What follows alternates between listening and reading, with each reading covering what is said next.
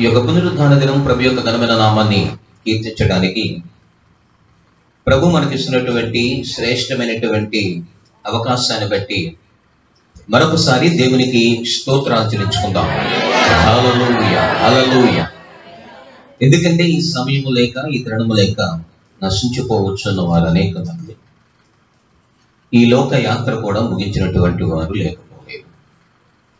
మరి కొన్ని పరిచర్యల్లో ఆరాధనలు అనేవి జరగనటువంటి పరిస్థితులు కూడా ఉన్నాయి. సరే, ఏదేమైనప్పటికీ సరే, ప్రభు మనకిచ్చినటువంటి శ్రేష్టమైన సమయం ఇది శ్రేష్టమైనటువంటి ధన్యత. దీనిని మనం ఎంతైనా సద్వినియోగం చేసుకోవలసిన వారం ఉన్నాం. సమయాన్ని కూడా చక్కగా పాటిస్తూ ఆయన ఈ సమయం ఇచ్చాడు కనుక మనం స్తుతించగలుగుతున్నాం. లేకపోతే మన్ను నిన్ను స్తుతించినా అది నీ సత్యమును వివరించిన అంటాడు. ప్రార్థన చేసుకుని వాక్యాన్ని ప్రారంభించుకుందాం. ప్రార్థన. మమ్మల్ని మిక్కిలిగా ప్రేమించిన మా ప్రియ పరలోకపు తండ్రి, మీ పవిత్రమైన పాదములకు లెక్కించలేని వందనాలు, కృతజ్ఞతాస్తుతులు చెల్లించుకుంటున్నాం. ఈ పునరుద్ధాన దినం, ఈ ఉదయకాల సమయంలో దేవా, నీ ఉన్నతమైన నామమును స్తుతించడానికి, నిన్ను ఘనపరచడానికి, నీ ఘనమైనటువంటి నామమును కీర్తించడానికి మీరు మాకు ఇచ్చిన ఈ శుభదినం బట్టి వందనాలు. అయ్యా, నీ వాక్యాన్ని వినడానికి, నీ సన్నిధిలో నేను స్తుతించడానికి, నేను ఘనపరచడానికి దేవా సిద్ధపడిన బిడ్డల నామములు దీవించండి, ఆశీర్వదించండి. పరిశుద్ధాత్మ దేవ, ఈ వాక్యాన్ని వీక్షిస్తున్న ప్రతి ఒక్కరికి నాయన నీ సన్నిధి తోడుగా ఉంచు. అలాడు మోషేకి ఎలాగో నీ సన్నిధి తోడుగా ఉంచావు, ప్రతి కుటుంబానికి కూడా నీ సన్నిధి తోడుగా ఉంచి ఇంతవరకు నీ సజీవమైన రెక్కల చోటన, నీ కృపల రెక్కల చోటన దాచి కాపాడుతూ భద్రపరుస్తూ నీ ఉన్నతమైన నామమును నాయన కీర్తి కలిగినట్లుగా మమ్మల్ని విధంగా నిలబెట్టినందుకే వందనాలు చెల్లించుకుంటున్నాం. ఈ ఆరాధన ఆదంత వరకు నీ యొక్క ఆత్మను జరిగించి నీ ఘనమైన నామానికి మేము తెచ్చు. నీ లేఖన భాగాన్ని కూడా ధ్యానిస్తున్నప్పుడు ప్రభువా మీరు మాతో మాట్లాడు. ఆత్మ చెప్పుచున్న మాట చెవిగల వారు వినును గాకన్నా చెవి గ్రహించగల మనస్సు మీ పిల్లలను మాకు ప్రసాదించండి. యేసు నామములు అడుగుతున్నాం పరమ తండ్రి. ఆమేన్, ఆమేన్, ఆమేన్. దేవుని యొక్క వాక్య భాగాన్ని ధ్యానం చేసుకుందాం. ఇంకా పునరుద్ధానపు ఆరాధన ధ్యాన భాగం వ్యక్తమై 104వ కీర్తన, 104వ కీర్తన 15వ వచనం. అందుమూలమున భూమిలో నుండి ఆహారమును, నరుల హృదయమును సంతోషపెట్టు ద్రాక్షారసమును, వారి మొహములకు మెరుగునిచ్చు తైలమును, నరుల హృదయమును బలపరచు ఆహారమును ఆయన పుట్టించుచున్నాడు. చదువు వాక్య భాగం 104వ కీర్తన 15. అందుమూలమున భూమిలో నుండి ఆహారమును, నరుల హృదయమును సంతోషపెట్టు ద్రాక్షారసమును, వారి ముఖమునకు మెరుగునిచ్చు తైలమును, నరుల హృదయమును బలపరచు ఆహారము ఆయన పుట్టించుచున్నాడు. ఈ చదివినటువంటి వాక్య భాగంలో అనగా ఈ పునరుద్ధానపు వేళ మానవుని యొక్క సౌందర్యం, ముఖమునకు మెరుగునిచ్చేటువంటి తైలం, హృదయమును సంతోషపెట్టు ద్రాక్షారసం, నరుల హృదయమును బలపరచు ఆహారమును ఆయన పుట్టించుచున్నాడట. చూడండి, మనం చదివినటువంటి వాక్య భాగంలో ఆహారమును గురించి చెప్తున్నాడు, ద్రాక్షారసమును గురించి చెప్తూ ఉన్నాడు. అయితే ఇది ముఖమునకు మెరుగునిచ్చేటువంటి తైలం. గమనించండి, ఒక క్రైస్తవుని యొక్క హృదయం లేదా ముఖము దేనిని బట్టి అది మెరుగునిస్తుంది, దేనిని బట్టి సౌందర్యం ఇస్తుంది, దేనిని బట్టి ఆ ముఖము ప్రకాశిస్తుంది అనే మాటని ఇక్కడ మనము చూసినట్లయితే, మొదట ఆహారమును గురించి ఇక్కడ మాట్లాడుతున్నట్లుగా చూడగలుగుతున్నాం. ఇది భౌతిక సంబంధమైనటువంటి ఆహారం గురించి నేను చెప్పడం లేదు. ఎందుకంటే ఆహారమును దేవుడు ఆల్రెడీ సకల జీవరాశులకి ఇస్తున్నాడు. ఆయన గుప్పిలి విప్పగా ఏమండి ఆ ప్రతి జీవరాశి ఆయన వారి ఆకలిని తీర్చుచున్నాడు. గుప్పిలి విప్పి తగిన కాలమున వాటికి ఆహారం ఇచ్చుచున్నాడు, పిల్లకాకులకు ఆహారం ఇస్తున్నాడు. ఇట్లా కానీ దానికైతే ప్రత్యేకమైన ప్రాధాన్యత అయితే ఇవ్వలేదు. వాటిని మరి పోషించుచున్న దేవుడును మిమ్మల్ని కూడా నేను పోషిస్తాను అని ఆకాశ పక్షుల వైపుకి చూపించాను. ఏమి తిందుమా, ఏమి త్రాగుదుమా, దేని చింతించదు, ఏమి ధరించుకుందామా. సరే, మరి ఏ ఆహారముల గురించి ఇక్కడ చెప్పబడుతున్నది అనేది ఒక విధంగా మనం గమనించినట్లయితే, ఆ ఆహారము ద్వారా మన ముఖమునకు ఏ విధమైనటువంటి మెరుగు కలుగుతుందో మనకు పరిచయమైనటువంటి వాక్య భాగంలోనే దానియేలు ప్రవచన గ్రంథంలో ఒక మాట మనకి కనపడుతుందండి. దానియేలు ప్రవచన గ్రంథంలో ఒక మాట మనం చూసినట్లయితే 1వ అధ్యాయము 15వ వచనం. 1వ అధ్యాయం 10 దినములైన పిమ్మట వారి ముఖములు రాజు భోజనము భుజించు బాలులందరి మొహము కంటే సౌందర్యముగాను కళగాను కనపడగా. చూడండి, రాజు తినేటువంటి ఆహారము తినే వారి యొక్క మొహము ఏ విధముగా ఉంది, లేదు ఈ యొక్క షడ్రక్ మేషక్ అబేద్నెగోలైనటువంటి వారు వీరి ముఖము ఎలాగున్నది అనేది ఇక్కడ చూసినట్లయితే, సరే పప్పు ధాన్యము ఆకుకూరలు ఇక్కడ ఈ విధమైనటువంటి ఆహారముల గురించి మాట్లాడుతూ ఉన్నారు. కేవలం ఆ ఒక్క ఆహారము ద్వారానే మనిషి ముఖము సౌందర్యముగాను కళగా కనపడుతుందా అంటే, ఏవండి, వారు సియోనులో ఉన్నప్పుడు లేదా యెరూషలేములో ఉన్నప్పుడు వారి యొక్క ఆహారపు అలవాట్లు, ఎందుకంటే హృదయమునకు సంతోషము పుట్టించేటువంటివి. నరుల హృదయమునకు దేవుడు భూమిలో నుండి ఆహారమునకు ఏం చేస్తాడంటే ఆ హృదయమునకు సంతోషము పుట్టించేది. మనము తీసుకునే ఆహారము భౌతిక సంబంధముగా అది మన దేహానికి సంతోషాన్ని కలగచేస్తుంది, మన జీవకు ఏమండి అంటే మన నాలుకకు రుచిని కలగచేస్తుంది. కానీ హృదయానికైతే సంతోషం అనేది కలగచేయదు. ఒక విధంగా ఆలోచిస్తాం.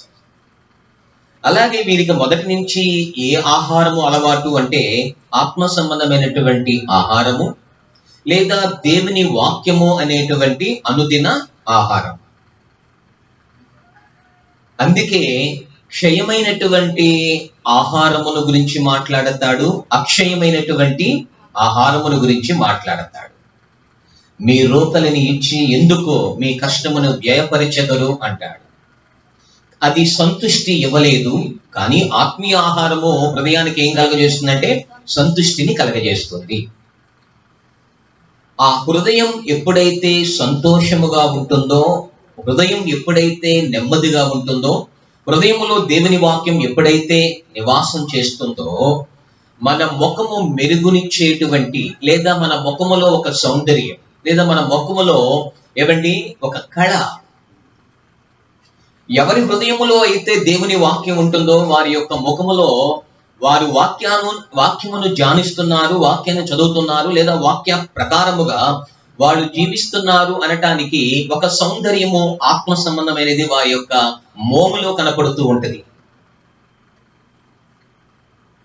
రాజు తినే ఆహారము వారి యొక్క ముఖం, లేదు ఇక్కడ ఈ యొక్క యెరూషలేము నుండి లేదా సియోను నుంచి వెళ్ళినటువంటి ఈ బాలుల మొహము అక్కడ గమనిస్తే 10 దినముల పిమ్మట వారి ముఖము కంటే వీరి ముఖము సౌందర్యముగా కలగా.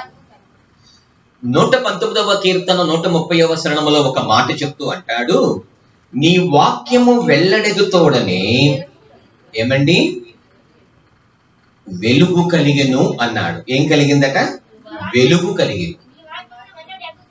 అంటే దేవుని యొక్క వాక్యం ఎక్కడైతే వెళ్ళడగుతుందో, దేవుని వాక్యం ఎక్కడైతే ప్రజలు తీసుకుంటారో, దేవుని వాక్యాన్ని ఎక్కడైతే హృదయములో దాచుకుంటారో, నా కుమారుడా నా ఉపదేశమును మరువకము, హృదయపూర్వకముగా నా ఆజ్ఞలను గైకొనుము. అవును కదా. అందులో సుఖమైన జీవితము, దీర్ఘాయువును, జీవించే సంవత్సరములు అక్కడ అధికములగుతున్నట్లుగా చూడగలుగుతున్నాం. ఈ విధంగా ఆలోచిస్తే మనస్సులో వేదన ఉంటే అది మన మోము మీద కనిపిస్తుంది. హృదయములో దుఃఖము ఉంటే కొన్నిసార్లు అది మన ఫేస్ లో కనపడుతుంది. ఒక్కోసారి ఏంటి బాధగా ఉన్నావేంటి, మొహం అలాగా ఉంది ఏంటి, ఏదో కొంత బాధగా కనిపిస్తుంది, కొంచెం కష్టంగా కనిపిస్తుంది, కొంచెం నీరసంగా కనిపిస్తుంది, అనీజీగా ఉన్నట్టున్నావు, యాక్టివ్గా లేవు. అలాగే దేవుని వాక్యం అనేది మన హృదయంలో లేకపోతే కనుక ఆత్మీయ జీవితంలో ఒక యాక్టివ్నెస్ ఉండదు. దేవుని వాక్యం మనలో లేకపోతే ఏమండి, ఆ ఒక ఆత్మ బలహీనం అవుతుంది.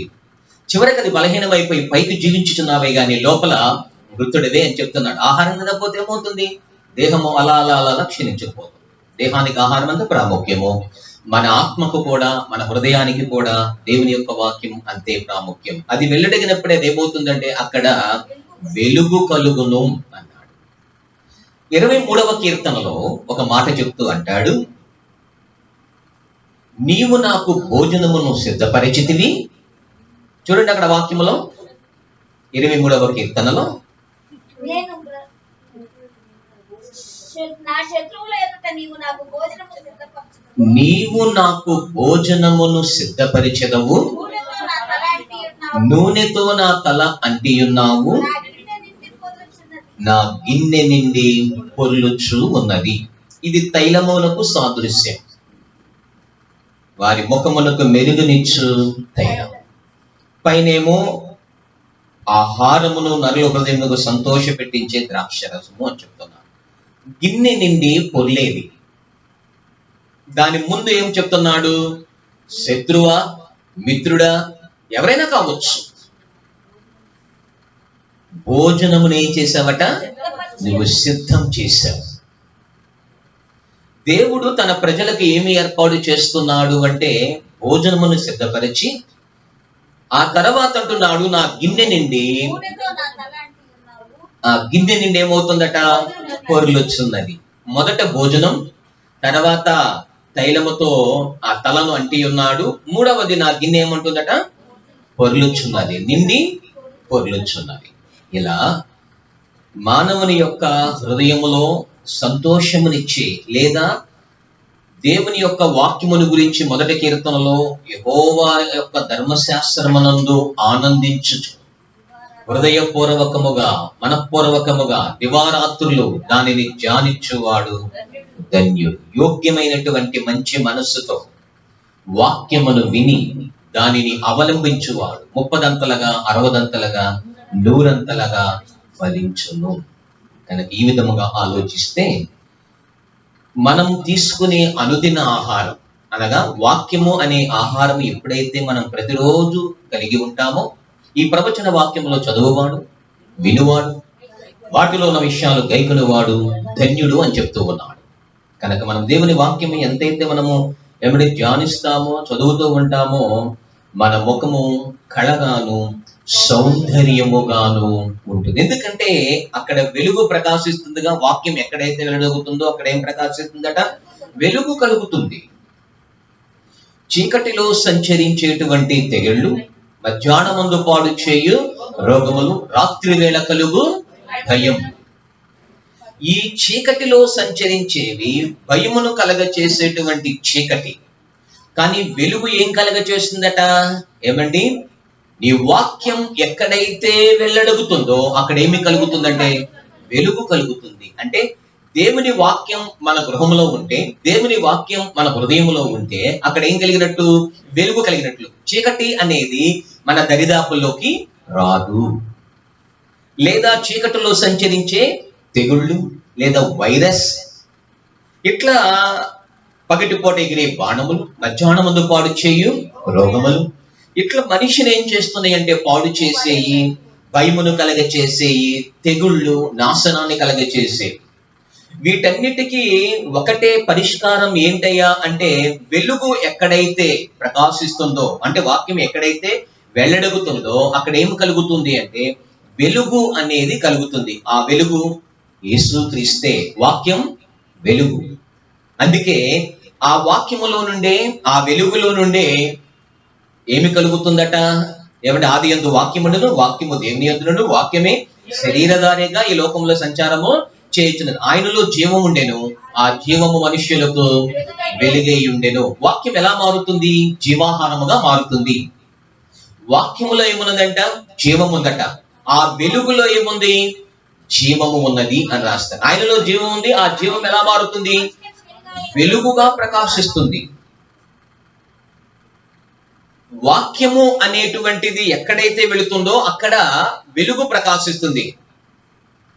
ఆ వెలుగులో ఏముంది అంటే జీవం అనేది ఉంది. అందుకే జీవవాక్యము. దేవుని వాక్యం ఎక్కడైతే ఉంటుందో అక్కడ జీవం ఉంటుంది, అక్కడ ప్రకాశవంతమైన వెలుగు ఉంటుంది. మెరుగునిచ్చేటువంటి ముఖమునకు కళ, సౌందర్యం.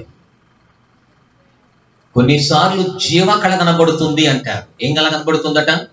కొన్ని ఇల్లు చూసినప్పుడు జీవకళ కనబడుతుంది. కొంతమంది మొహము చూసినప్పుడు జీవకళ కనబడుతుంది. కొంతమంది మొహము చూసినప్పుడు ప్రేత కళ అనేది కనబడుతుంది. అంటే జీవము లేదు, జీవం ఉట్టి పడుతున్నట్లుగా కళ.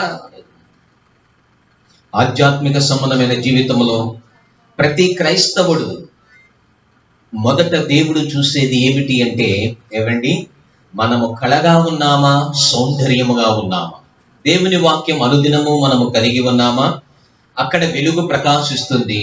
ఆ వెలుగు వలన మన జీవితంలో ఏ చీకటి అనేది, ఏ శత్రువు అనేవాడు, ఏ అపవాది అనేది, ఏ దిగులు అనేది ప్రవేశించకుండా ఆ వాక్యాన్ని బట్టి దేవుడు మనల్ని ఏం చేస్తూ ఉంటాడంటే స్వస్థత, ఆరోగ్యము కలగజేస్తాడు.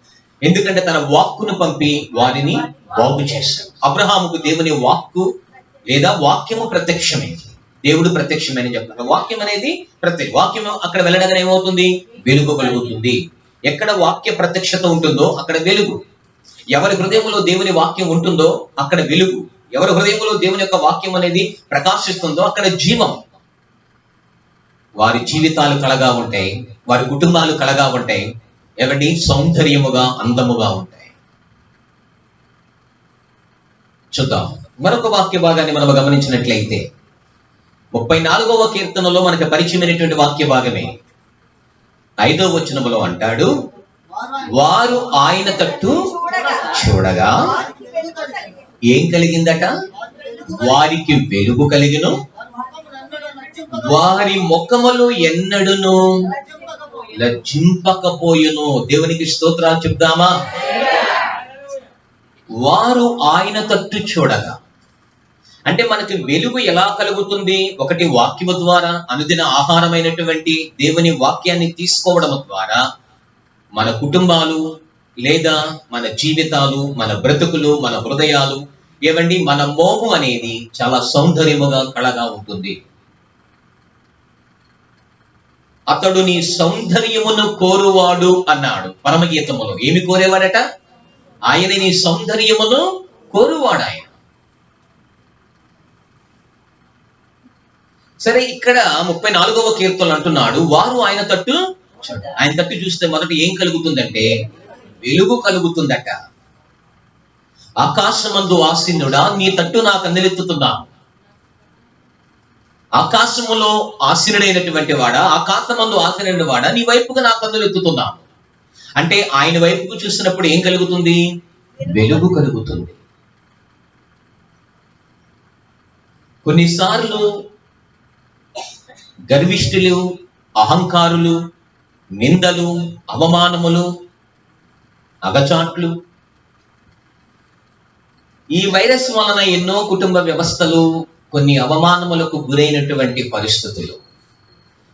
కొన్నిసార్లు అవమానము తట్టుకోలేక సూసైడ్లు కూడా చేసుకున్నటువంటి పరిస్థితులు ఎన్నో చూసాం. మీడియా ద్వారా, టీవీలో, పేపర్లో. కనీసము సొంత కొడుకు, సొంత కూతురు కూడా దగ్గరికి రానటువంటి పరిస్థితులు, సొంత భార్య కూడా దగ్గరికి రానటువంటి పరిస్థితి. మార్గ మధ్యలో పడిపోతే ఆ వ్యక్తి కనీసం కుటుంబీకులు కూడా దగ్గరికి రానిప్పుడు ఏవండి పోలీసు వారి సహాయముతో ఆ కార్యక్రమాలన్నిటినీ కొనసాగించారు. కానీ కుటుంబీకులు మాత్రం ఎవరూ దగ్గర రారు కూడా. ఒకప్పుడు మనిషి అనుకునేవాడు డబ్బు ఉంటే కొండ మీద కోతునైనా దించొచ్చు అన్న. ఇప్పుడు దించుతావా? నీ కుటుంబాన్ని దించు చూద్దాం. ఒక వైరస్ వస్తే నీకు నీ ఇంట్లో ఒక డెడ్ బాడీని నీ వాకిట్లో ఒక 4-5 గంటల నుంచి చూద్దాం. వెళ్ళి బాడీని టచ్ చేసి చూద్దాం. వాడు కోటేసుకుంటా కావచ్చు, 100 కోట్లు ఉండొచ్చు, 1000 కోట్లు ఉండొచ్చు. వెళ్ళి టచ్ చేయమని చూద్దాం. ఏం చేసింది నీ డబ్బు? ఏమయ్యారు నీ రక్త సంబంధులు? ఏమయ్యారు నీ కుటుంబీకులు? నీ గ్రామం, నా అనుకున్నటువంటి వారు ఎవరో నీ దగ్గరికి రారు. అర్థమైంది అనుకుంటున్నాను. ఎందుకు రారు? ఏమండి, మనిషి భయం. కారణం ఏంటి? తన జీవితంలో ఒకవేళ తనకొస్తుందనే భయం. నిజమే, జాగ్రత్త ఉండడంలో నేను తప్పనడం లేదు. కానీ ఇక్కడ వాక్యం ఏం చెప్తుందట? ఏమండి,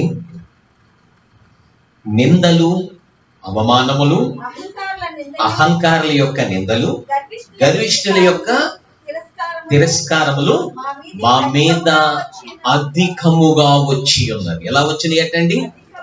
ఎవడో కావాలని రోగం తెచ్చుకోడుగా. అది నా కంటి కనబడేదా?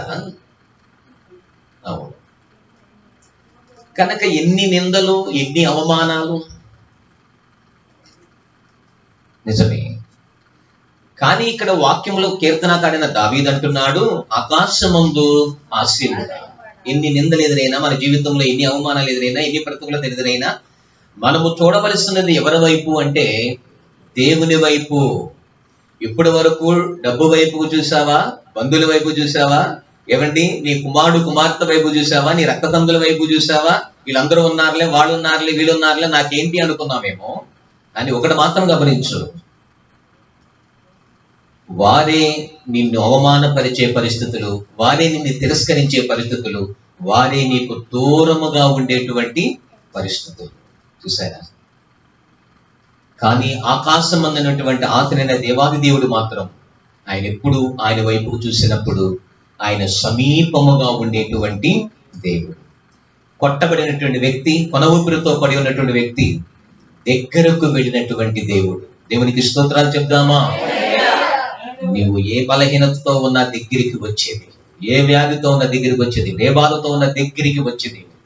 చూసారా?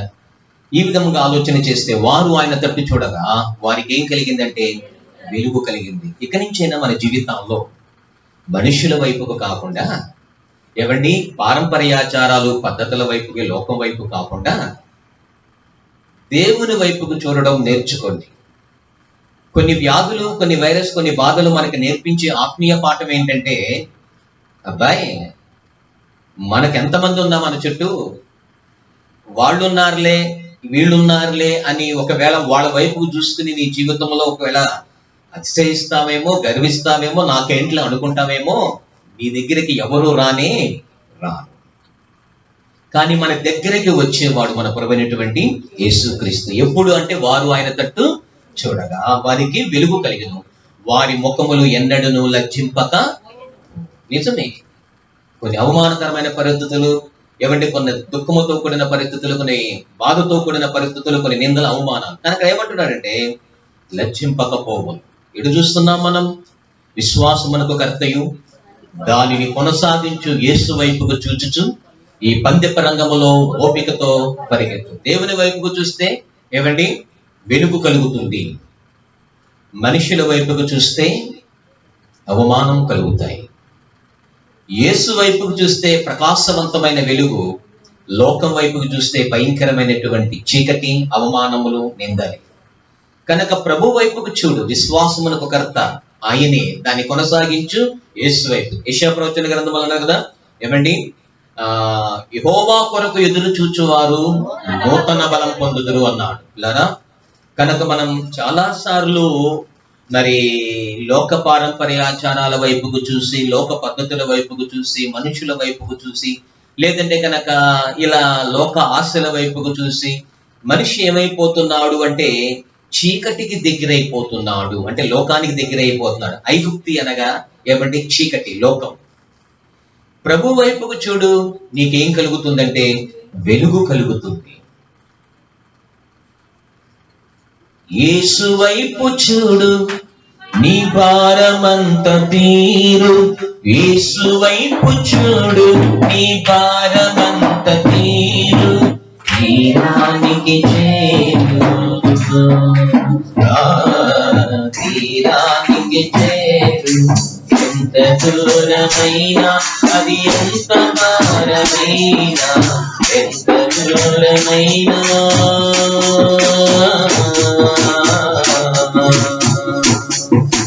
నడచి నడచి అలసిపోయినావా, నడువలేక సమ్మతి నిలచిపోయినావా.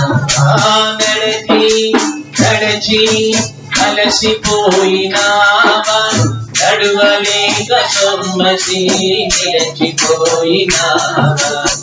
చేతిలో ప్రకాశించు చిరంజీవుడే, చేతిలో ప్రకాశించు చిరంజీవుడే. పరంజ్యోతి యేసుని ముందు నడువగా, పరంజ్యోతి యేసుని ముందు నడువగా. యేసు వైపు చూడు, నీ భారమంత తీరు. యేసు వైపు చూడు, నీ భారమంత తీరు. తీరానికి చేరు, తీరానికి చేరు. ఎంత దూరమైనా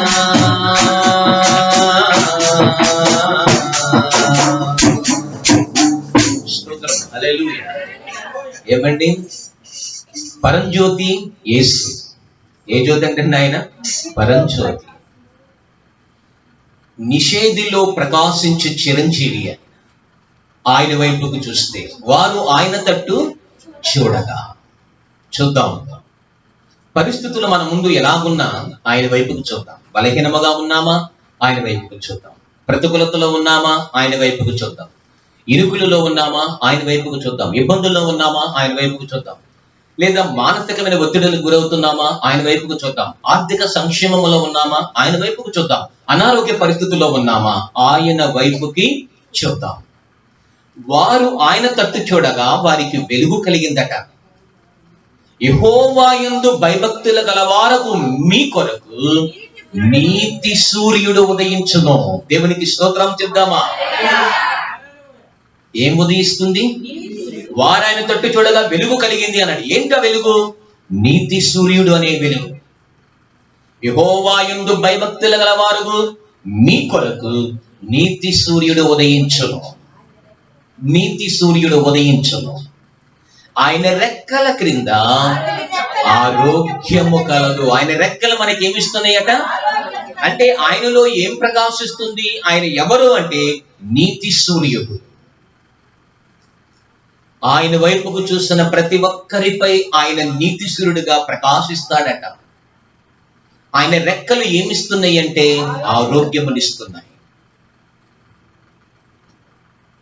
వారి ముఖములు ఎన్నడూ లజ్జింపకపో. మన జీవితంలో మనకు వెలుగు ఎప్పుడు కలుగుతుంది అంటే దేవుని వైపుకు చూసినప్పుడే. మన ముఖము ఎప్పుడు సౌందర్యముగాను కళగాను లేదంటే గనక మన ముఖము ఎప్పుడు మెరుగు కలుగుతుంది అంటే దేవుని వాక్యము అనే ఆహారము అనుదినము తీసుకున్నప్పుడు వెల్లడికి తోడనే అక్కడ వెలుగు కలుగుతుంది. చాలా జాగ్రత్తగా ఆలోచించండి.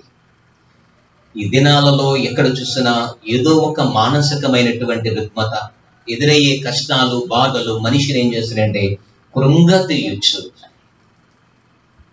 అలాంటి పరిస్థితుల మధ్యలో దేవుని వెలుగు మనకి ఏమిస్తుంది అంటే ఆరోగ్యమునిస్తుంది. ఏమిస్తుందట? ఆరోగ్యమునిస్తుంది. ఆరోగ్యము అనేది కేవలం ఒక దేహానికి మాత్రమేనా? మన హృదయానికి కూడా ఆరోగ్యం కావాలిగా. హృదయం అన్నిటికంటే ఘోరమైనటువంటి వ్యాధి వంటిది. ఈ లోకములో ఒక్కొక్క అవయవానికి ఒక్కొక్క స్పెషలిస్ట్ ఉన్నాడు. మన దేహంలో కంటి స్పెషలిస్ట్ ఉంటాడు, నరాల స్పెషలిస్ట్, బోన్ స్పెషలిస్ట్ ఉంటాడు, హార్ట్ స్పెషలిస్ట్. సరే, ప్రతి దానికి ఒక స్పెషలిస్ట్. ఏమండి, అయితే హృదయానికి ఏ స్పెషలిస్ట్ ఉన్నాడు? ఏమండి, హృదయానికి ఏ స్పెషలిస్ట్ ఉన్నాడు? నీ హృదయానికి ఏ స్పెషలిస్ట్ ఉన్నాడు చెప్పండి. కానీ ఇక్కడ వాక్యములో అంటున్నాడు, అన్నిటికంటే ఘోరమైనటువంటి మోసకరమైనది, అది ఘోరమైనటువంటి వ్యాధి కలది. దాన్ని గ్రహించేవాడు ఎవరు లేరు. కానీ మనం చదివిన వాక్య భాగంలో ఏమంటున్నారట? ఏదండి, నరుని హృదయమునకు సంతోషమును పెట్టు ద్రాక్షారసం.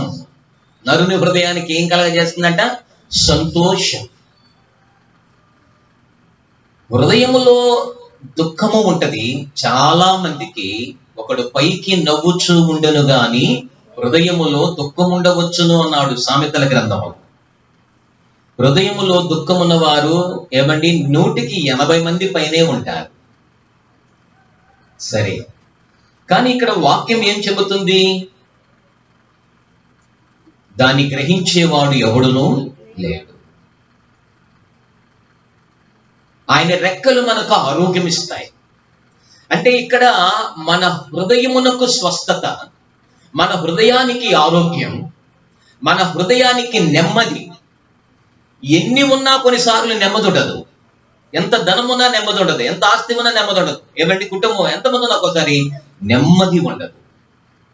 అంటే శాంతి ఉండదు, సమాధానం ఉండదు హృదయానికి.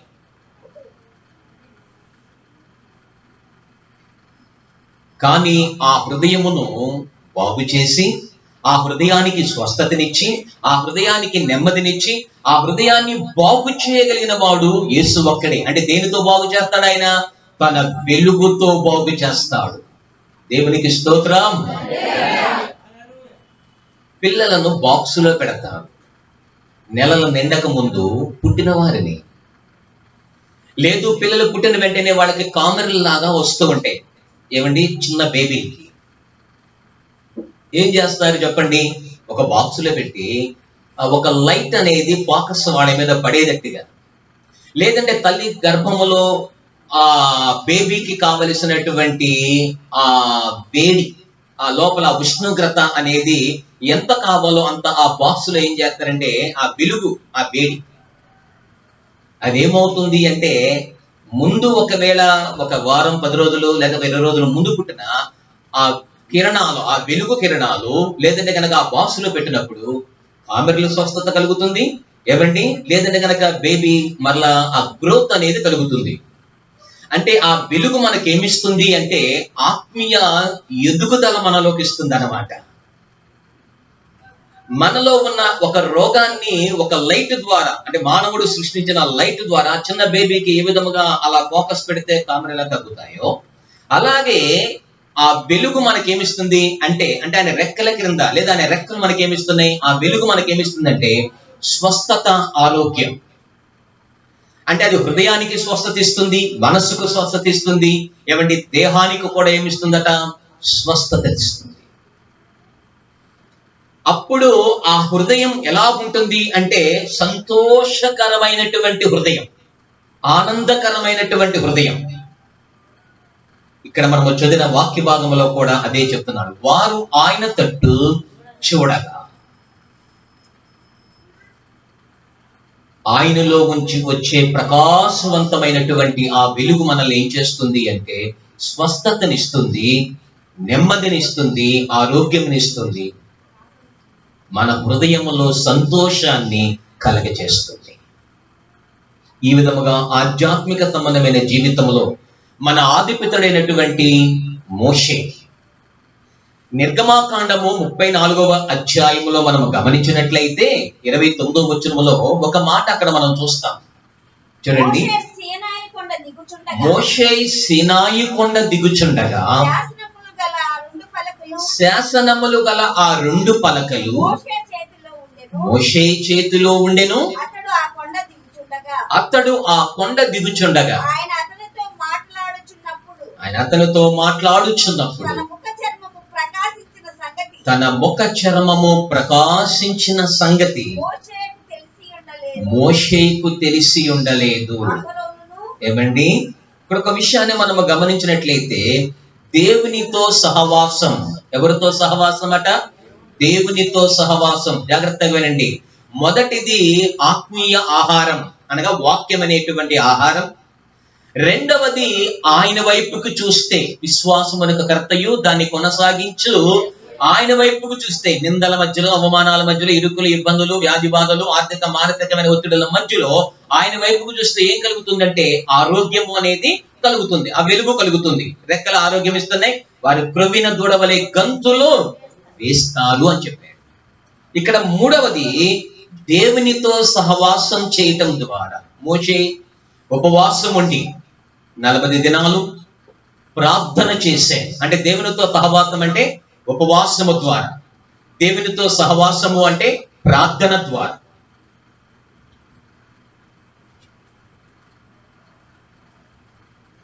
మోషే సీనాయి పర్వతం మీద 40 దినాలు దేవునితో సహవాసము కలిగి ప్రార్థన చేస్తూ ఆయనతో మాట్లాడున్నప్పుడు ఆ మోషే యొక్క మొహం ఎలాగుందంటే, అక్కడ ఏమని చెప్తున్నాడు? అక్కడ ముఖ చర్మము ప్రకాశించిన సంగతి అసలు మోషే కూడా తెలియదట. అహరోనును ఇశ్రాయేలులందరూ మోషేను చూసినప్పుడు అతని ముఖ చర్మము ప్రకాశించను గనుక అతనిని సమీపింప వెరచిరి. ఇష్టపడట్లేదు దగ్గరికి రావటానికి. కారణం ఏమిటి? మోషే యొక్క ఆ ముఖ చర్మం ఏమవుతుందట? ప్రకాశిస్తుంది. బబులోనులో బాలుని యొక్క మొహము సౌందర్యముగా కళగా ఉంది. వారు ఆయన తట్టు చూడగా వారికి వెలుగు కలిగింది. ఈ విధముగా ఆలోచిస్తే ప్రార్థన ద్వారా, వాక్యము ద్వారా, ఆయన వైపుకి చూడటం ద్వారా, ఉపవాస ప్రార్థన. ఎన్ని దినాలు ఉపవాస ప్రార్థన? 40 దినాలు ఉపవాస ప్రార్థన. కొండ మీద, సీనాయి పర్వతం మీద దేవునితో సహవాసం, దేవునితో మాట్లాడటం. ఏమండి, మన జీవితంలో అనుభవం ఉన్నదా? దేవునితో సహవాసం చేసే అనుభవం, లేదా ప్రార్థన చేసి ఆయనతో ముఖాముఖిగా మాట్లాడే అనుభవం. ఆయనతో మాట్లాడుచున్నప్పుడు, ఎవరితో మాట్లాడుతున్నప్పుడు? ఆయనతో మాట్లాడుతున్నప్పుడు. అక్కడ ఎక్కడ మాట్లాడాడు? మొదటగా ఆయన సీనాయి పర్వతం మీద మాట్లాడాడు. కిందకు వచ్చిన తర్వాత ఇక్కడ అహరోను ఇశ్రాయేలు ప్రజలతో మాట్లాడటానికి సమీపముగా వస్తున్నప్పుడు ఆయన ముఖము మరి ఏ విధముగా ఉన్నది? ప్రకాశించిన సంగతి మోషేకు తెలియలేదు. అక్కడ 40 రోజులు దేవునితో సహవాసం చేయడం ద్వారా, దేవునితో మాట్లాడడం ద్వారా మోషే యొక్క ముఖం ఎలా మారింది అంటే ప్రకాశవంతమైనదిగా మారింది. జాగ్రత్తగా గమనించండి. ముఖమునకు మెరుగునిచ్చు తైలం. ఏంటంటే ముఖమునకు మెరుగునిచ్చు తైలం. ఏంటి తైలం? మెరుగునిచ్చేది. ఫెయిర్ అండ్ లవ్లీలా? ఏవండి, ఫేస్ గ్లో కోసం ఎన్నో ఎన్నో ఎన్నో ఏవండి బ్యూటిషియన్స్ వాడుతూ ఉంటారు. అది ఎప్పటి వరకు అంటే 1 రోజు, లేదా గట్టిగా 2 రోజులు. మన లాక్డౌన్ లో ఒక 4-5 నెలలు బ్యూటిషియన్ ఎరవలేదుగా షాపులు. చూసే ఉంటారుగా చాలా మంది మొహాలు ఎలాగున్నాయో.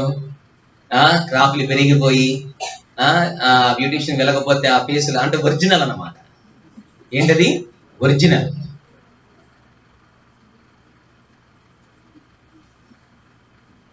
ఏం లేదు, మనిషి ఏం చేస్తున్నారా అంటే ఎదుటి వాని అందంగా కనపడటానికో లేకపోతే ఆకర్షించడానికో, ఖచ్చితంగా పెళ్లి చూపులకో లేదని కనుక పెళ్ళికో వచ్చి బ్యూటిషియన్స్ తర్వాత ఒక 2-3 రోజుల తర్వాత విషయం ఏంటనేది మన మొహం అర్థమైపోతుంది. కనపడట్లేదు పాపం. స్వరం చూస్తేనేమో ఎలాగుంది? యాకోబుగా. గడం చూస్తే ఎలాగుందట? ఏసావులాగా ఉంది. ఆయన కనిపించని దేవుడు కాదు, సరిగ్గా కనిపించలేదు. అక్కడ ఇస్సాకంటే సరిగ్గా కనిపించలేదు, కానీ ప్రభువు కనిపించండి అంటే ఏమీ లేదుగా. నువ్వు బూట్ పాలిష్ చేస్తున్నావా, లేదా నామకార్థంగా ఆచారంగా అలవాటు పూర్వకంగా ఎవరి భక్తి చేస్తున్నావా, లేదా హృదయపూర్వకంగా భక్తి చేస్తున్నావా, హృదయం సౌందర్యంగా ఉందా, నీ ముఖము కళగా ఉందా ఏవండి, లేదంటే గనక నీ ముఖము ప్రకాశిస్తుందా, లేదా ప్రకాశిస్తున్నట్లుగా ఒకవేళ ఏదైనా ఏవండి ముఖానికి ఏదైనా పూస్తుని అలా మేనేజ్ చేస్తున్నావా? ఇన్ని సంవత్సరాల నుంచి నేను భక్తి చేస్తున్నాను, ఇన్ని సంవత్సరాల నుంచి నేను దేవుడిని నమ్ముకున్నాను, 22 సంవత్సరాల నుంచి 23 సంవత్సరాల నుంచి నేను భక్తి చేస్తున్నాను అని నీ సీనియారిటీని చెప్పుకుంటా, కానీ ఫేస్లో ఏమీ లేదనమాట. చెప్పండి, ముఖ చర్మము ప్రకాశవంతమైనదిగా ఉండాలి. ఇన్ని సంవత్సరాలు నీ దేవునితో సహవాసం చేస్తే, ప్రార్థనా పూర్వకంగా ఉపవాసం ఉండి దేవునితో సహవాసం కలిగి ఉంటే, నీవు ఆత్మ సంబంధమైనటువంటి ప్రకాశవంతమైనటువంటి ఆ ప్రకాశవంతము నీలో నుండి ఎదుట వ్యక్తి కనిపించాలి. దేవునికి స్తోత్రాలు చెప్దామా? మీ వెలుగు క్రియలు అన్నాడు. ఏ క్రియలు అవి అంటే? ప్రకాశం అంటే మన ఫేస్ ఏదో ప్రకాశించడం కదా, మనలో నుండి వెలుగు క్రియలు అన్నాడు. మీ వెలుగు క్రియలను, మీ సత్క్రియలను అనేక అన్య జనాంగమైన ప్రకాశింపనీయుడి. ఏం చేయమన్నారంటండి? ప్రకాశింపనీయండి అన్నాడు. అంటే మనలో నుండి ఆ ఒక ప్రకాశవంతమైనది ఎవరికి? అనేక అన్యజనుల మధ్యలో. ఎవరి మధ్యలో నీ వెలుగు ప్రకాశించాలి? అన్యుల మధ్యలో, లేదా గ్రహారాధికుల మధ్యలో, లేదా ప్రభుని ఎరగని వారి మధ్యలో నీ మరి సత్క్రియలు లేదా నీ వెలుగు క్రియలు ప్రకాశింపలేండి. అప్పుడు పరలోకంలో ఉన్న తండ్రి నామానికి మహిమ. ఆ వెలుగు ప్రకాశిస్తుందా? సత్క్రియలు అనే వెలుగు మనలోంచి ప్రకాశిస్తుందా? మంచి క్రియలు అనే వెలుగు ప్రకాశిస్తుందా? ఏదైనా గొడవ ఎదురైతే నీ అర్థమైంది నీలో ఉన్న సత్క్రియ ఏంటో. ఏమంటే భర్త ఒక మాట అంటే నీ సత్క్రియ ఏంటో అర్థమవుతుంది, వారి ఒక మాట అంటే నీ సత్క్రియ ఏంటో అర్థమవుతుంది. వెలుగు క్రియలను ప్రకాశింపనేది. వెలుగు మనలో ప్రకాశిస్తే ఆ క్రియలు బయటకు వస్తాయి. వెలుగు మనలో లేకపోతే హృదయం నిండిన దాన్ని బట్టి ఏమవుతుందంటే నోరు మాట్లాడుతుంది. హృదయంలో వెలుగు ఉంటే నీ మాటలు కూడా వెలుగుమయంగా ఉంటాయి.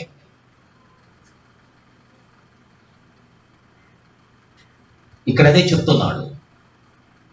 మోషే ముఖం ఎలా ఉందంటే ప్రకాశిస్తుంది. అనేక అన్యజనాంగములో మన వెలుగు క్రియలు ప్రకాశించాలి. ప్రార్థన చేయి, దేవునితో సహవాసము చేయి. హనోకు దేవునితో నడిచాడు, నోవాహు దేవునితో నడిచారు. ఏమండి, వాళ్ళ సహవాసము కలిగిన వారిగా ఉన్నారు. అయితే అహరోను ఇశ్రాయేలీయులు అక్కడ ఏం చేస్తున్నారంటే చూచినప్పుడు అతనికి సమీపముగా వెళ్ళటానికి వెలిచిరి. అర్థమైంది అనుకుంటున్నాను. ఏ శత్రువైనా నీ దగ్గరికి రావటానికి, జాగ్రత్తగా గమనించండి, ఏ చీకటైనా నీ దగ్గరికి రావటానికి, ఏ అపవాదైనా నీ దగ్గరికి రావటానికి, ఏ చీకటి కార్యాలైనా నీ దగ్గరికి రావటానికి ఇక్కడ వెరవాలి, దడవాలి, భయపడాలి. యెహోవా నాకు వెలుగాయును, యెహోవా నా రక్షణాయును, యెహోవా నా ప్రాణదుర్గమాయును. యెహోవా ఏమై ఉన్నాడు? నాకు వెలుగై ఉన్నాడు అన్నాడు కీర్తనకారుడు. అన్నాడా లేదా? యెహోవా నాకు దేవుడై ఉన్నాడని చెప్పలా. యెహోవా నాకు వెలుగాయును, యెహోవా నాకు రక్షణ, నా ప్రాణ దుర్గమాయును. ఆ వెలుగు ఏం చేసింది అంటే 10,000 మంది మోహరించి నా మీదకి వచ్చినా నేను భయపడను. వెలుగు నాకేమిస్తుంది? ధైర్యాన్ని ఇస్తుంది. జాగ్రత్తగా వినండి. శత్రువు నీ మీదకి వచ్చినా వారు తొట్టిల్లు కూలిరి. అంటే ఇక్కడ అహరోన్ని నేను ఇశ్రాయేలు ప్రజల శత్రువుగా నేను చెప్పడం లేదు. నీకు సమీపముగా రావాలంటే ఎవడైనా వెరవాలి. దేవునికి స్తోత్రం. ఏ ప్రతికూలత నీ దగ్గరికి రావాలంటే వెరవాలి, ఏ కష్టమే నీ దగ్గరికి రావాలంటే వెరవాలి, ఏ బాధ నీ దగ్గరికి రావాలంటే వెరవాలి, ఏ ఒక్క ప్రతిస్పందన నీ దగ్గరికి రావాలంటే వెరవాలి. అమ్మో, ఆ వెలుగు దగ్గరికి నేను వెళ్ళలేను, ఆ వెలుగు దగ్గరికి నేను సమీపించలేను. భయపడాలి. నీలో ఉన్న వెలుగును చూసి శత్రువు 10,000 మంది మోహరించిన యెహోవా నాకు వెలుగు అంటే ఆ దేవాది దేవుడు నాకు ఏమై ఉన్నాడంటే వెలుగాయును. అందుకే నా శరీర మాంసముల తుండకు దుష్టుడు నా మీదకు వచ్చినను సరే, 10,000 మంది మోహరించిన సరే నేను భయపడను. వారు త్రొట్టిల్లి అంటే వారు త్రొట్టిల్లి కూలారంటే దగ్గరికి రాలేకపోయారు. ఇంకా దావీదు దగ్గరికి రాలేకపోయారు, దావీదును అంటలేకపోయారు, ముట్టలేకపోయారు. కారణం ఆ వెలుగు. మోషే ముఖ చర్మము ప్రకాశిస్తున్నప్పుడు అహరోను ఇశ్రాయేలీయులు ఆయనకు దగ్గరగా రావటానికి వెరచిరి. అది నువ్వు భక్తి చేస్తున్నావంటే నీ సంవత్సరాల నుంచి చీకటి ప్రభావములైన ఏ ప్రతికూలతలైన దగ్గరికి రావటానికి భయపడాలి.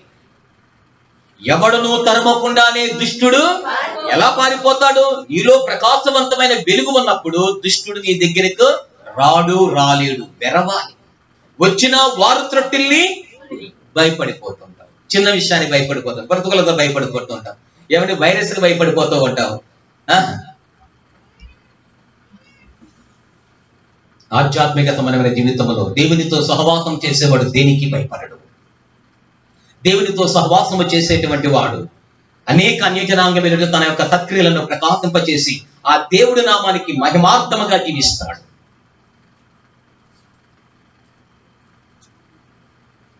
దేవునితో సహవాసం, ప్రార్థన అనుభవం, ఏమండి వాక్య అనుభవం, దేవుని వైపుకు చూసే అనుభవం, ప్రార్థన అనుభవం, ఈ ప్రతి అనుభవాలు మనకేం కలగజేస్తున్నాయి అంటే వెలుగు మన మీద ప్రకాశింప చేస్తున్నాయి. జాగ్రత్తగా అర్థం చేసుకోండి. దాని వలన మనకేం కలుగుతుంది అంటే ధైర్యం కలుగుతుంది. శత్రువు మనకి సమీపించాలంటే వెరచిపోతున్నాడు, వారు త్రొట్టిల్లి కూలిపోయారు. నువ్వు ప్రార్థన చేస్తే నీ శత్రువు నీ దగ్గరికి రావటానికి ధైర్యం చాలదు. ఎలాంటి మనుషులకైనను ఏమండి ధైర్యము చాలదు. ఒక అన్యురాలు సాక్ష్యం ఇస్తుంది ఇశ్రాయేలీయుల గురించి. సీహోను, హోగు అనే గొప్ప గొప్ప రాజులను ఎదిరించిన విషయము గాని, వారిని ఓడించిన విషయము గాని, ఎర్ర సముద్రమును పాయల చేసిన విషయము గాని, ఇవన్నీ మేము వినినప్పుడు మా గుండెలు మాలో కరిగిపోయాయి. శత్రువు గుండెలు కరిగిపోవాలి. ఎట్టి మనుషులకైనను ధైర్యము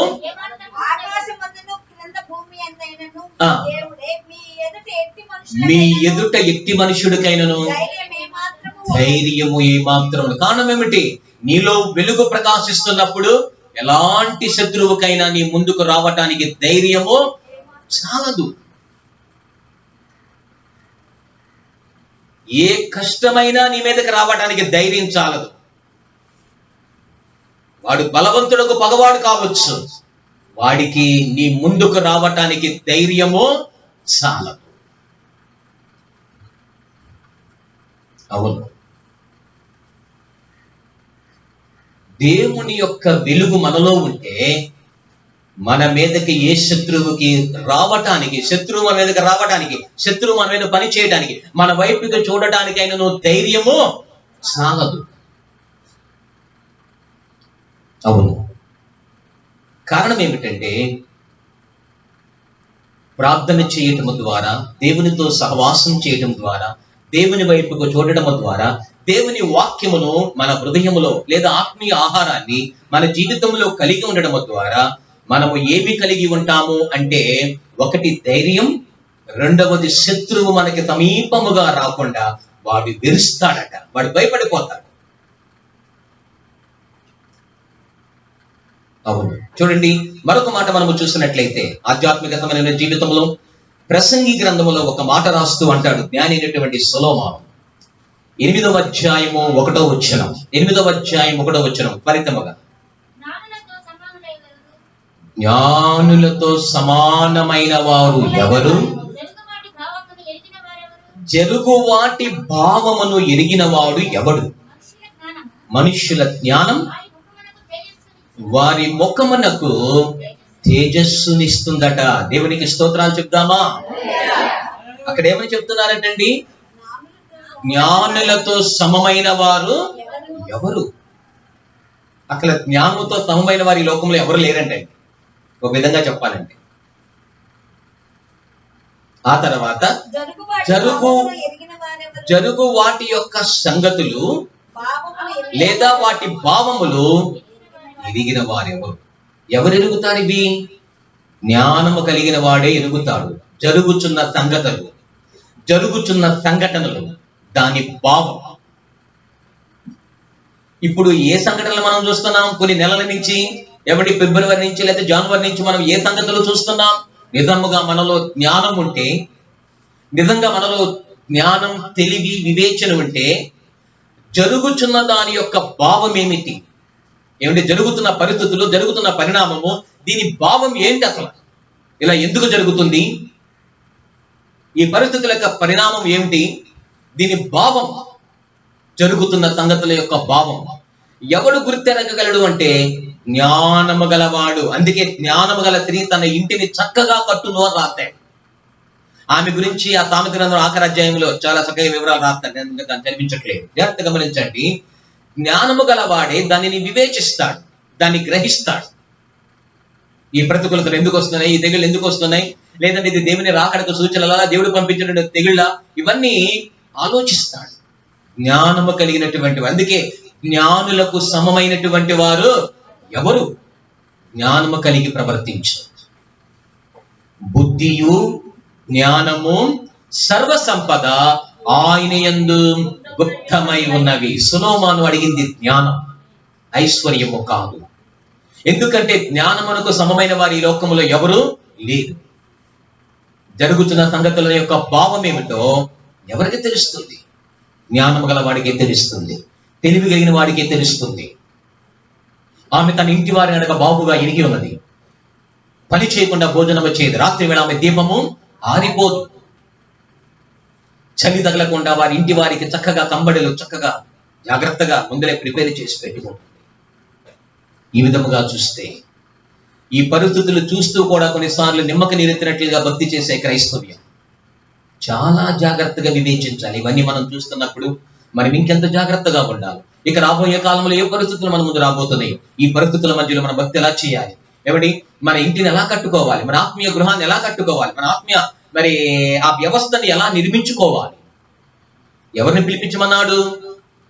జ్ఞానము గలవారిని, తెలివి గలవారిని పిలిపించమన్నాడు. కన్నీరు కార్చువారిని, విజ్ఞాపన చేసేవారిని, రోదన చేసే స్త్రీలతో పాటు ఆ తర్వాత అన్నాడు తెలివి గలవారిని పిలిపించండి, జ్ఞానము గలవారిని పిలిపించండి. వాక్య భాగంలో మనం గమనించినట్లయితే అక్కడ తెలిపిస్తున్నటువంటి శ్రేష్టమైనటువంటి మాట మనం ఆలోచిస్తే ఏమండి, ఆ 8వ అధ్యాయం కూడా వచ్చిన మనం చదువుతున్నప్పుడు చదువమ్మ మాట మరలా.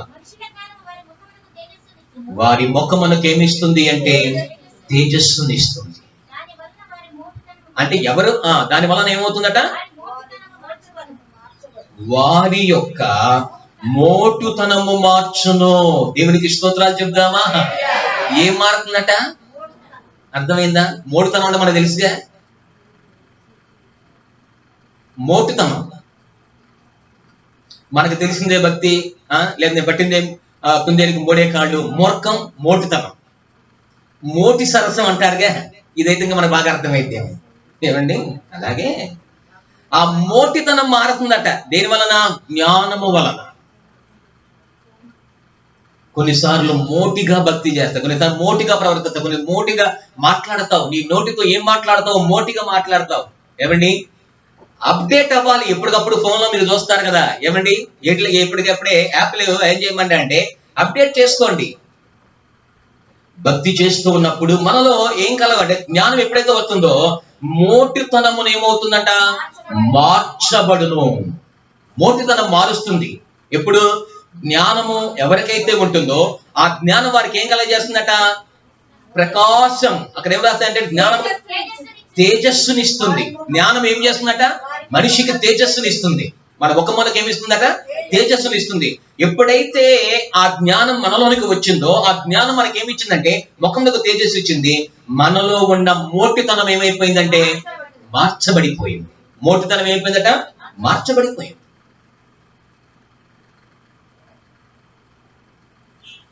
మోటిగా ఉండేటువంటి వారు వారి మాట లేదా వారి నోటి దురుసు, వారి ప్రవర్తన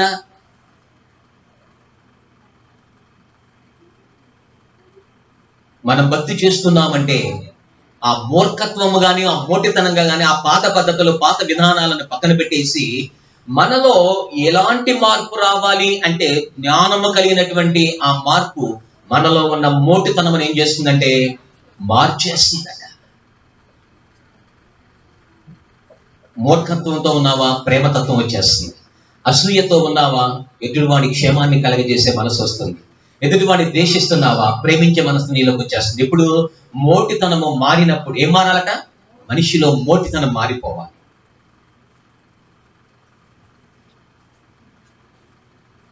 మోటితనమైన ఆలోచనలు మారాలి, మోటితనమైనటువంటి ఆ స్వభావం మారాలి, మోటితనమైనటువంటి ఆ తలంపులు ఏమైపోవాలంటే మార్చబడాలి. ఇది దేనికి సాధ్యము అంటే జ్ఞానము కలిగినటువంటి వారి మీద ఆ ప్రకాశవంతమైన వెలుగు ఎప్పుడైతే ప్రకాశిస్తుందో వారిలో ఉన్నటువంటి మోటితనం ఏమైపోతుందంటే ఇక మారిపోతుంది, మూర్ఖత్వము మారిపోతుంది, గయాళత్వము మారిపోతుంది, ఆవేశము మారిపోతుంది, ఆగ్రహం అనేది ఏమవుతుంది మారిపోతుంది. పులిలాగా ఉండేటువంటి సౌలు ఏమండి మరి అతడు పౌలుగా మార్చబడినప్పుడు ఎలా మార్పు చెందాడు? క్రీస్తు యేసుకు కలిగిన ఈ మనస్సు మీరును కలిగి ఉన్న మోటితనాన్ని పక్కన పెట్టండి. జ్ఞానము కలిగినటువంటి వాడిలో మోటితనం ఉండదు. సామెతల గ్రంథములో అంటాడు ఏమండి 15వ అధ్యాయము, సామెతల గ్రంథం 15వ అధ్యాయము 11వ వచనంలో ఒక మాట మనం చూద్దాం. సంతోష హృదయము ముఖమునకు తేటనిచ్చును, మనోదుఃఖము వలన ఆత్మ ఏమైపోతుందట నలిగిపోతుంది. సంతోష హృదయము ఏమి కలుగుతుందట అండి? అది ముఖమునకు ఏమిస్తుందట? తేటనిస్తుంది, తేజస్సు.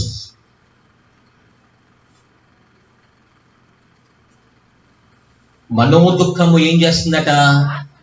ఆత్మ నలిగిపోతుందట. ఆత్మ ఏమైపోతుందట? మనోదుఃఖము వలన ఆత్మ నలిగిపోతుంది. క్రైస్తవుడు తన జీవితములో సంతోష హృదయముగా, ఏ హృదయముగా ఉండాలట? మనం చదివే కదా 104వ కీర్తనలో ఏమని చెప్తున్నాడు అక్కడ? ఏమండి నరుల హృదయమునకు లేదా సంతోష పెట్టు ద్రాక్షరథం, నరుల హృదయమునకు సంతోష పెట్టేటువంటి ద్రాక్షరథం, నరుల హృదయమును బలపరచు ఆహారము. సంతోష హృదయం. ఆ హృదయములో ఏమి ప్రకాశిస్తుందంటే వెలుగు ప్రకాశిస్తుంది. అమ్మం ఎలాగుందని చెప్తున్నాడు సామెతల్లో?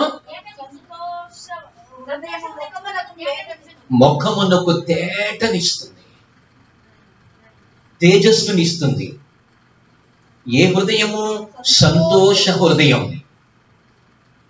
100వ కీర్తనలో ఏమని చెప్పాడు? సంతోషముతో యెహోవాను సేవించుడి, ఉత్సాహగానము చేయుచు ఆయన సన్నిధికి రండి. దిగాలుగా రమ్మని చెప్పాల దేవుని దగ్గరికి. ఏదో పోగొట్టుకున్న వాళ్ళ మళ్ళీ ఉండమని చెప్పలే. ప్రార్థన చేసేటప్పుడు నువ్వు కన్నీరు కార్చి ప్రార్థన చేస్తావు, విజ్ఞాపన చేసి ప్రార్థన చేస్తావు, ఏమిటి దుఃఖముఖముతో ప్రార్థన చేస్తావు, నిట్టూర్పులు విడిచి ప్రార్థన చేస్తావు. కానీ దేవుని దగ్గరికి వచ్చినప్పుడు ఎలా రావాలంట?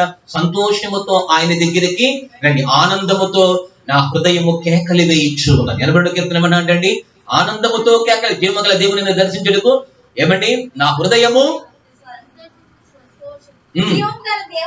జీవము గల దేవుని దర్శించుటకు నా హృదయమును నా శరీరమును ఆనందముతో కేకలి వేయించున్నది. హల్లెలూయా. నా హృదయమెంతో జీవము గల దేవుని దర్శింప ఆనందముతో కేకవేయుచున్నది. నా హృదయమెంతో జీవము గల దేవుని దర్శింప ఆనందముతో కేకవేయుచున్నది. నావేహమెంతో నీకై ఆశించే, నావేహమెంతో నీకై ఆశించే శాశ్వత కృపను నేతాలంతగా అదుగా నైతిని నీ సన్నిధిలో, అదుగా నైతిని నీ సన్నిధిలో శాశ్వత కృపను నేతాలంతగా. సియోను శిఖరాన సిలువ శిఖాలతో సింహాసనం ఎదుట, సియోను శిఖరాన సిలువ శిఖాలతో సింహాసనం ఎదుట రక్తపాత ఆడెదా. సియోను రాజు నీవేగా, సియోను రాజు నీవేగా శాశ్వత కృపను విచారించగా కానుక నైతిని సన్నిధిలో కానుక నైతిని సన్నిధిలో శాశ్వత కృపను విచారించగా. హల్లెలూయా. ఇప్పుడు నేను యెహోవా యందు ఆనందించుచున్నాను, ఇప్పుడు నా రక్షణకర్తకు యెహోవా యందు ఏమిటి నేను సంతోషించుచున్నాను. అన్నీ సమృద్ధిగా ఉన్నప్పుడు నువ్వు ఆనందించేది ఎవడైనా ఆనందిస్తారు, కానీ ప్రతికూలతల మధ్యలో ఆనందించిన వారు మన పితరులు. హబక్కూకు ఇప్పుడు యెహోవా యందు నేనేం చేస్తానంట, ఆనందిస్తున్నాను. ఇప్పుడు ఆనందం ఏం కలగజేసింది? ఏవండి, తన ముఖమునకు తేజస్సునిచ్చింది. ఆ తేజస్సు వలన ఆ ఆత్మీయ జీవితంలో ఏమైందట, తన ఆత్మ ఇంకా ఉజ్జీవింపబడింది. ఏం చేయబడిందటండి? ఉజ్జీవింపబడింది. లేదు, మనోదుఖం ఏం చేసింది? ఆత్మ నలిగిపోయింది. మనోదుఖము వలన సంతోషించటం, సంతోష హృదయం అనేది మనిషిని ఏం చేస్తుంది అంటే ఆత్మను ఉజ్జీవింపచేస్తుంది. ఆత్మను ఏం చేస్తుందంట? ఆత్మను ఉజ్జీవింపచేస్తుంది, ఆత్మను బలపరుస్తుంది, ఆత్మను ఉత్తేజింపచేస్తుంది. ఇంకా ఎక్కువగా స్తుతించడం, ఇంకా ఎక్కువగా కనపడుతుంది, ఇంకా ఎక్కువగా ఆరాధించినట్లుగా చేస్తుంది. కానీ మనోదుఖం చెప్పండి, ఆత్మని అదేం చేస్తుందంటే నలిగిపోయేలాగా చేస్తుంది. ఆత్మ నలగకూడదు. ఆత్మ ఏమవకూడదట? నలగకూడదు. అది బలముగా ఉండాలి, అది శక్తి కలిగినదై ఉండాలి, అది ఉజ్జీవము కలిగినదే ఉండాలి. చివరిగా ఒక మాట ధ్యానం చేసుకుందాం. అపోస్తలుల కార్యం 1వ అధ్యాయం, అపోస్తలుల కార్యం 6వ అధ్యాయం, అపోస్తలుల కార్యం 6:15.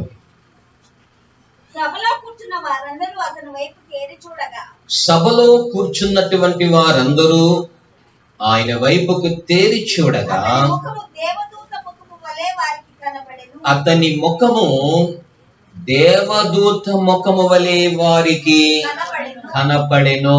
దేవునికి స్తోత్రాలు చెప్దామా? ఎవరి ముఖం ఎవరికి ఎలా కనపడిందంటండి? సభలో కూర్చున్న వారందరూ అతని వైపుకు తేరి చూడగా అతని ముఖము దేవదూత ముఖము వలె వారికి కనపడెను. ఒక మనిషి ముఖము దేవదూత ముఖం వలె కనపడడం అంటే అది మామూలు విషయం అయితే కాదు.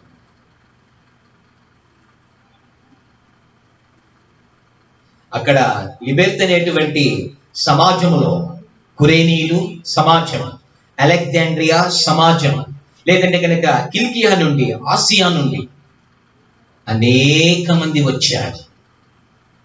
స్టెఫనుతో తర్క వితర్కన చేస్తూ ఉన్నారు. అక్కడ మాటలాడుతున్నప్పుడు అతడు అగుపరిచిన జ్ఞానము, అతనిని ప్రేరేపించిన ఆత్మ, అతను ఏం చేసిందట? ప్రేరేపించినటువంటి ఆత్మ. దేవునికి స్తోత్రం. దేవుని ఆత్మ మనలో పని చేయాలి, దేవుని ఆత్మ మనల్ని ప్రేరేపించాలి. ఆ ఆత్మ ఎవరిలో అయితే ఉంటుందో వారి యొక్క ముఖము దేవదూత ముఖము వలె వారికి కనపడింది. వారి ముఖం ఎలా కనపడిందట? స్టెఫన్ యొక్క ముఖము దేవదూత ముఖము వలె కనపడింది. కారణం ఏమిటి? స్టెఫన్ ఏమి ప్రేరేపించింది? ఏమండి? దేవుని యొక్క ఆత్మ. ఒకటి, అతడు అగుపరిచినటువంటి జ్ఞానం, అతనిని ప్రేరేపించినటువంటి ఆత్మ. వారు ఎదిరించలేకపోయిరి. ఏం చేయలేకపోయారంటండి? ఎదిరించలేకపోయారు.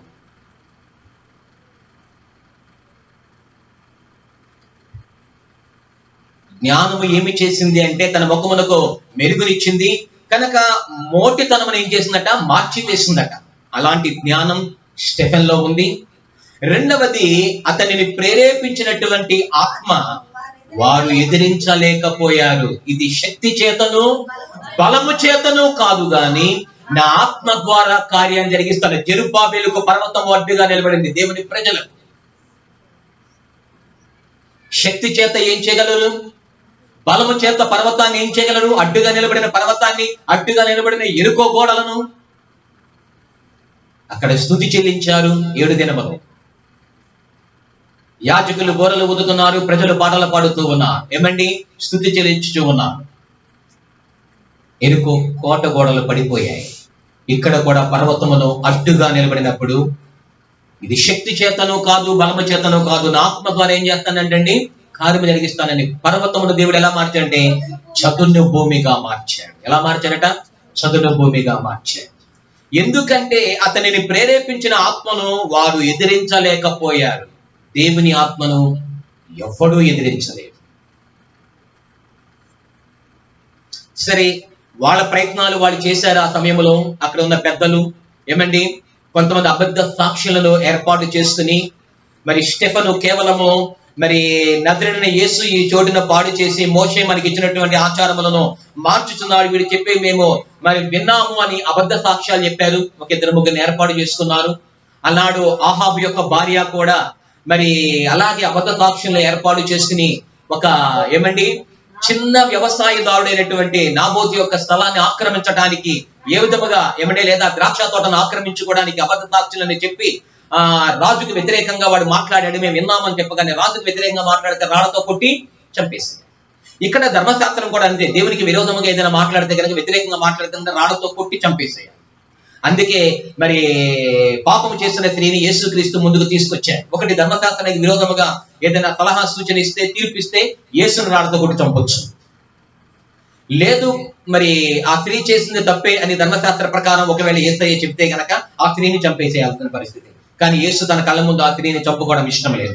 పాపముతో ఉన్నవాడిని పాపి రక్షించడానికి ఇష్టమో లేదు, పాపులను రక్షించడానికి వచ్చానని చెప్పిన యేసయ్య మాట అబద్ధమైపోతుంది. అక్కడ ఆ స్త్రీ చంపబడితే అవును.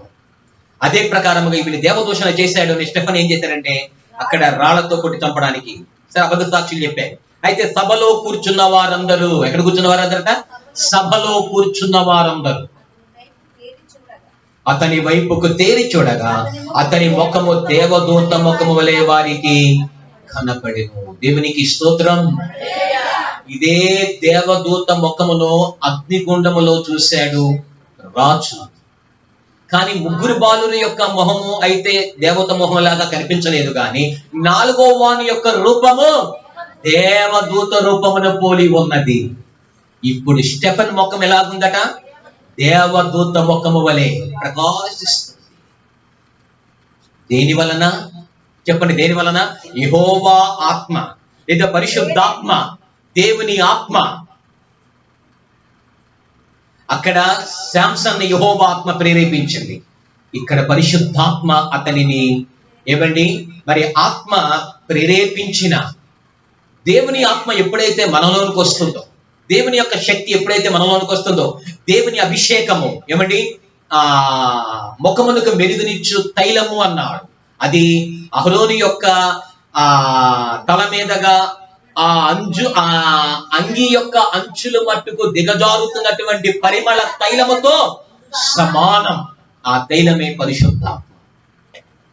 గమనించండి, వాక్యమనే ఆహారముతో మొదలైనటువంటి తేజస్సు, సౌందర్యము చివరికి పరిశుద్ధాత్మ ద్వారా చివరికి ఎలా మారిపోయిందంటే దేవదూత ముఖం. దేవునికి స్తోత్రాలు చెప్దామా? ఆ తేజస్సు ఎవరిలో అయితే ఉంటుందో, ఆ ప్రకాశవంతమైన వెలుగు ఎవరిలో అయితే ఉంటుందో, జ్ఞానము కలిగిన వెలుగు ఎవరిలో అయితే ఉంటుందో, ఏమండి సంతోషము కలిగినటువంటి తేజస్సు ఎవరిలో అయితే ఉంటుందో, ఆ వాక్యము వెల్లడైన తోడ అక్కడ వెలుగు కలిగినట్లుగా ఎవరిలో అయితే జీవ వాక్యం ఉంటుందో, ఎవరిలో అయితే వాక్యపు అనుభవం ఉంటుందో, ఎవరిలో అయితే అనుదినము జీవాహారాన్ని అనగా దేవుని యొక్క వాక్యాన్ని తీసుకుంటారు, దేవునితో సహవాసం చేస్తారు, ప్రార్థన అనుభవం కలిగి ఉంటారు, ఉపవాసపు అనుభవాలు కలిగి ఉంటారు. ఈ అనుభవాలు కలిగినటువంటి వారికి చివరికి ఆ దేవాది దేవుడు ఇచ్చే ఆ ఒక్క ప్రశస్తమైనటువంటి బహుమానం ఏమిటంటే నిశ్చయముగా తనను అడుగువానికి ఆయన పరిశుద్ధాత్మను అనుగ్రహించును. గుడ్డునడిగితే నేను తేలినిస్తానా? రొట్టెనడిగితే నేను రాతినిస్తానా? చేపనడిగితే పామునిస్తానా? తనను అడుగువానికి పరిశుద్ధాత్మను నిశ్చయముగా అనుగ్రహించును. ఒకటి పరిశుద్ధాత్మైన నీలో ప్రేరేపించాలి, లేదు అంటే గనక దురాత్మైన నీలో ప్రేరేపించాలి. ఏదైనా ఒక ఆత్మకు మాత్రమే చోటు ఉంటుంది మనలో. రెండు ఆత్మలైతే పని చేసే అవకాశం అయితే లేదు. కతేపు దేవుడు ఆత్మ పనిచేసి కతేపు దురాత్మ పనిచేసి అలా ఉండదు అనమాట. కానీ శరీరమునకు ఆత్మ, ఆత్మకు శరీరము వైరంగా ఉన్నాయి. ఈ మాత్రం ప్రేరేపిస్తాయి. కొన్నిసార్లు ఆత్మానుసారంగా అంటే శరీరానుసారమైన మనస్సు, లేదంటే కొన్ని ఆత్మానుసారమైన అంటే పరిశుద్ధాత్మ అంతరమైన మనసు నేను చెప్పాలి. ఇక్కడ ప్రేరేపణ అనేది ఒకటే జరుగుతుంది. పరిశుద్ధాత్మ ఉంటే అదే జరుగుతుంది ప్రేరేపణ. ఆత్మ లేకపోతే తేజస్సు మనలో లేదు. లేనివాడు నా వాడు కాదు. ఒకడు నీటి మూలముగాను ఒకడు ఆత్మ మూలముగా జన్మించితేనే పరలోక రాజ్య ప్రవేశం. ఇక్కడ స్టెఫెనుకి పరలోక రాజ్య ప్రవేశం దొరికిందా దొరకలేదా? 7వ అధ్యాయం 55వ వచనంలో అంటున్నాడు. అదే అపోస్తలుల కార్యం 7వ అధ్యాయం 55వ వచనం చదువుదాం. 7వ అధ్యాయం 55వ వచనం. అయితే అతడు పరిశుద్ధాత్మతో నిండుకుని వాడై ఆకాశం వైపుకు తేరి చూసి దేవుని మహిమను, యేసు దేవుని కుడి పార్శ్వమున నిలిచియుండుట చూసి ఆకాశము తెరవబడుటయు మనుష్య కుమారుడు దేవుని కుడి పార్శ్వమున కూర్చుండుట నిలిచియుండుట చూచియున్నానని చెప్పాను. స్టెఫెను కోసం ఆకాశము తెరవబడింది. నువ్వు దేవుని ఆత్మ చేత నింపబడితే, నీవు వాక్యము అనేటువంటి ఆహారమును అనుదినము నువ్వు తీసుకుంటే ఏమండి, నువ్వు ఆయన వైపుకు చూస్తూ, లేదంటే ఆయనతో సహవాసము కలిగిన జీవితం నీలో ఉంటే, జ్ఞాన హృదయము నీలో ఉంటే, సంతోష హృదయము నీలో ఉంటే, చివరికి ఆ ఆత్మ నీలోనికి వచ్చి నిన్ను ప్రేరేపించినప్పుడు ఆ ఆత్మ కలిగిన వాని కోసం ఆకాశం ఏం చేయబడిందంటే తెరవబడటం చూస్తున్నా. ఆత్మ నీలో ఉంటేనే ఆకాశం తెరవబడటం చూస్తావు. ఆత్మ నీలో ఉంటేనే ఆ దేవుని కుడిపార్శ్వమున తండ్రి కుడిపార్శ్వమున కుమారుడు నిలబడటం చూస్తావు. ఆ పరలోక రాజ్యాన్ని చూస్తావు. ఆ దర్శనాన్ని చూస్తావు. ఎప్పుడు? ఆ ఆత్మ నీలో ప్రేరేపించినప్పుడు. ఆ స్టెఫెను మొహం ఎలా కనపడుతుందంటే దేవదూత ముఖము వలె. సభలో కూర్చున్న వారందరూ ఆయన వైపుకు తేరి చూస్తున్నారు. ఇక్కడ స్టెఫెనా కాదా? ఏంటి మనం చూస్తున్న ముఖం అంతకుముందు బయట వేరుగా ఉంది, ఇక్కడ ముఖం ఏంటి వేరుగా ఉంది? చర్చిలో ఒక రకమైన మొహం ఉంటదేమో, ఫంక్షన్లప్పుడు ఇంకొక రకమైన మొహం ఉంటదేమో. అవునా కాదా? చర్చిలో చాలా సీదా సాదాగా కనపడుతుండొచ్చేమో, ఏ బొట్టు లేకుండా కనపడొచ్చేమో, ఏ స్టిక్కరు లేకుండా కనపడొచ్చేమో, ఏ పూలు లేకుండా చర్చిలో కనపడొచ్చేమో. మరి ఫంక్షన్లకు వెళ్ళినప్పుడు, శుభకార్యాలకు వెళ్ళినప్పుడు, బంధువుల మధ్యలోకి వెళ్ళినప్పుడు, స్నేహితుల మధ్యలోకి వెళ్ళినప్పుడు, శ్రేయభిలాషుల మధ్యలోనికి వెళ్ళినప్పుడు ఎలా కనపడుతుంది నీ మొహం? వాళ్ళ మొహం నీ మొహం ఒక విధంగా ఉంది. తేడా ఏంటి? నీకు అన్నిటికి తేడా ఏంటి? నీకు లోకస్తుడికి తేడా ఏంటి? అలాంటప్పుడు నీ ముఖము దేవదూత మొహం వలే ఉంటుందా, దెయ్యం మొహం వలే ఉంటుందా? ఆలోచించు. సిగ్గా, అవమానమా, ఏదో అనుకుంటారనేటువంటి బిడియమా, లేదా నీవు దేవుడిలో దిగిపోయావంటారనేటువంటి నామర్థంగా ఫీల్ అవుతావా? వారు సిగ్గుపడవలసిన విషయములలో వారు అతిశయపడుతూ ఉన్నారు అంటాడు పౌలు. అర్థమైందా? ఇది సిగ్గుపడాల్సిన విషయం ఏంటంటే మనం రక్షణ పొందాం, మారుమనతో పొందాం, లేదంటే కనుక ప్రభుని సొంత రక్షణగా అంగీకరించాము కనుక మన ముఖము కానీ మనం ఎలా ఉండాలి ఎక్కడికి వెళ్ళినా సరే మరి దేవదూత ముఖం వలే ఉంటదా? లేకపోతే చూడడా దేవుడు మొహం? చెప్పండి, నీ మొహం చూడడా? చూస్తున్నాడా? అయ్యా నా పరిస్థితులు చూడు, నా కష్టాలు చూడు, నా బాధలు చూడు, నా బిడ్డల వైపు చూడు, మా అవసరాల వైపు చూడన్నా కానీ నీ వేష భాషల వైపు చూడమని ఏ రోజు అడగలేదా? చెప్పండి. ఆయన చూసినప్పుడు నీ మొహం ఎలా కనపడుతుంది? నా మొహం ఎలా కనపడుతుంది? చెప్పండి. స్టెఫెను వైపుకు ఆ ఒక్క సమాజంలో ఉన్నటువంటి ఆ సభలో ఉన్నవారు తేరి చూసినప్పుడు అస్సలు ఆశ్చర్యం వేస్తుంది. దేవదూత ముఖం ఏ ముఖంగా కనపడుతుందట? మరి ఎలా కనపడుతుంది? నీ చుట్టుపక్కల వాళ్ళు చూస్తున్నప్పుడు నీ మొహం ఎప్పుడు చూసిన మొహం ముసముసలాడత, కోపంగా, ఆవేశంగా, ఏమండి ఆగ్రహంగా మొహం ముడుచుకుని. నిన్ను చూసినప్పుడు దేవుని యొక్క స్వారూప్యం ఏం కనపడాలట? దేవుని స్వారూప్యం, దేవుని వెలుగు, దేవుని ప్రకాశవంతం ఆత్మ నీలోకి వచ్చినప్పుడు నీ మొహం ఎలా మారిపోతుంది అంటే దేవదూత ముఖము వలె. ఏ ముఖము వలె ఉందట? దేవదూత ముఖము వలె. మోషే ముఖ చర్మం ఎలా మారిందట? ప్రకాశవంతమైనటువంటి ముఖ చర్మం. అహరోను ఏవండి ఇశ్రాయేలీలు ఆయనకు సమీపముగా రావటానికి వెలిచాడు. చూసారా? మరి ఇన్ని సంవత్సరాల నుంచి భక్తి చేస్తున్నావు, మరి నీ ముఖములోంచి ఏం కనపడుతుంది? నువ్వు సమాజానికి నీ యొక్క భక్తి లేదంటే కనుక నీ వేషధారణ ద్వారా లేదా నీ ముఖము అనేది ఎలా కనపడుతుంది? దేవుని స్వరూపం కనబడుతుందా? ఏమండి, దుష్ట స్వరూపం కనబడుతుందా? కళగా కనబడుతుందా? ఏమండి, మరి సౌందర్యంగా కనబడుతుందా లేదా ప్రేత కళ కనబడుతుంది? ఏం కనబడుతుంది? మనలో దైవ కళ కనబడుతుందా, దెయ్యపు కళ కనబడుతుందా? దైవక సంబంధమైన మాటలు నోట్లోంచి వస్తున్నాయి అంటే దెయ్యపు మాటలు మనలోంచి వస్తున్నాయి. దైవ సంబంధమైన ఆలోచన, దుష్ట సంబంధమైన ఆలోచన. మందిరంలోకి వచ్చినప్పుడు ఒక ఆలోచన, మందిరం బయటికి వెళ్ళిన తర్వాత మరొక ఆలోచన, మందిరంలో ఒక సహవాసం, బయటికి వెళ్ళిన తర్వాత మరొక సహవాసం. మూఢత్వం, మూర్ఖత్వం. ఎన్ని సంవత్సరాల నుంచి వాక్యం విన్నా, ఎన్ని సంవత్సరాల నుంచి భక్తి చేస్తున్నా సరే మారదు. ఏమవట్లేదంటే అది మారదు. అందుకే ఈ పునరుద్ధాన దినం ఆ మార్పు మనలో రావాలి అంటే అనుదిన ఆహారమైనటువంటి దేవుని వాక్యాన్ని మనము కలిగి ఉంటే అక్కడ ప్రకాశవంతమైన వెలుగు ప్రకాశిస్తుంది, మనలోనికి ఆ వెలుగు వచ్చేస్తుంది. ఇలా ఎన్నో విషయాలు లేఖన భాగాలలో ఉన్నాయి. చివరికి ఈ వెలుగు ఎవరిలో అయితే ప్రకాశిస్తుందో, ఈ తేజస్సు ఎవరి మీదైతే ప్రకాశిస్తుందో వారే దేవుని రాజ్యములో, ఆ ఆత్మ ఎవరిలో అయితే ప్రేరేపిస్తుందో వారి కొరకే ఆ ఆకాశం తెరవబడుతుంది, వారికే ఆ దైవ రాజ్యము కనపడుతుంది, ఆ ఉన్నత సింహాసనం కనపడుతుంది. వారి ఆలోచన అంతా ఇక పైకే చూస్తారు. స్టెఫెనుడు చూస్తున్నాడు, ఆకాశము వైపుకి తేరు చూశాడు. ఒక పక్క కొట్టబడుతున్నాడు రాళ్లతో, ఒక పక్క తరమబడుతున్నాడు. ఏమండి, సభలో నుండి బయటికి తీసుకుని వచ్చి ఆ గ్రామములో నుండి ఊరి వెలుపల వరకు రాళ్లతో కొట్టుకుంటూ తీసుకొచ్చారు స్టెఫెన్ని. జాగ్రత్తగా ఆలోచించాను. సభ ఎక్కడ ఉంటుంది? ఏమండి, పట్టణం మధ్యలో ఉంటుంది సభ. అక్కడ నుండి రాళ్లతో కొట్టుకుంటూ వచ్చారు. దేవదూషణ చేస్తున్నాడని ఇతర సాక్షులను ఏర్పాటు చేసి దేవదూషణ చేస్తున్నాడు కానీ రాళ్లతో కొట్టి చంపాలని ఆ సభ దగ్గర నుంచి ఊరి బయట వరకు ఏం చేశారంటే స్టెఫెన్ని రాళ్లతో కొట్టుకుంటూ తీసుకొచ్చారు. కొట్టబడుతున్నామా? తరమబడుతున్నామా? కానీ దేవుని ఆత్మ నీలో ఉంటే దేవుని రాజ్య ప్రవేశం నిశ్చయముగా నీకు నాకు దొరుకుతుంది. అది తెరవబడుతుంది. ఆత్మ కలిగిన వాడు రాళ్ల వైపుకు చూడడు. ఆత్మ కలిగిన వాడు కష్టాలు నష్టాల వైపుకు చూడడు. ఆత్మ కలిగిన వాడు నిన్ను ద్వేషించే వారి వైపుకు చూడడు, నిన్ను దూషించే వారి వైపుకు చూడడు, నిన్ను నిందించే వారి వైపుకు చూడడు, లేదా నీకు బాధ కలగ చేసే వారి వైపుకు చూడవు. నువ్వు ఆత్మ నీలో ఉన్నప్పుడు చూస్తావు ఆకాశము వైపు, కనుక దేవుడి వైపు.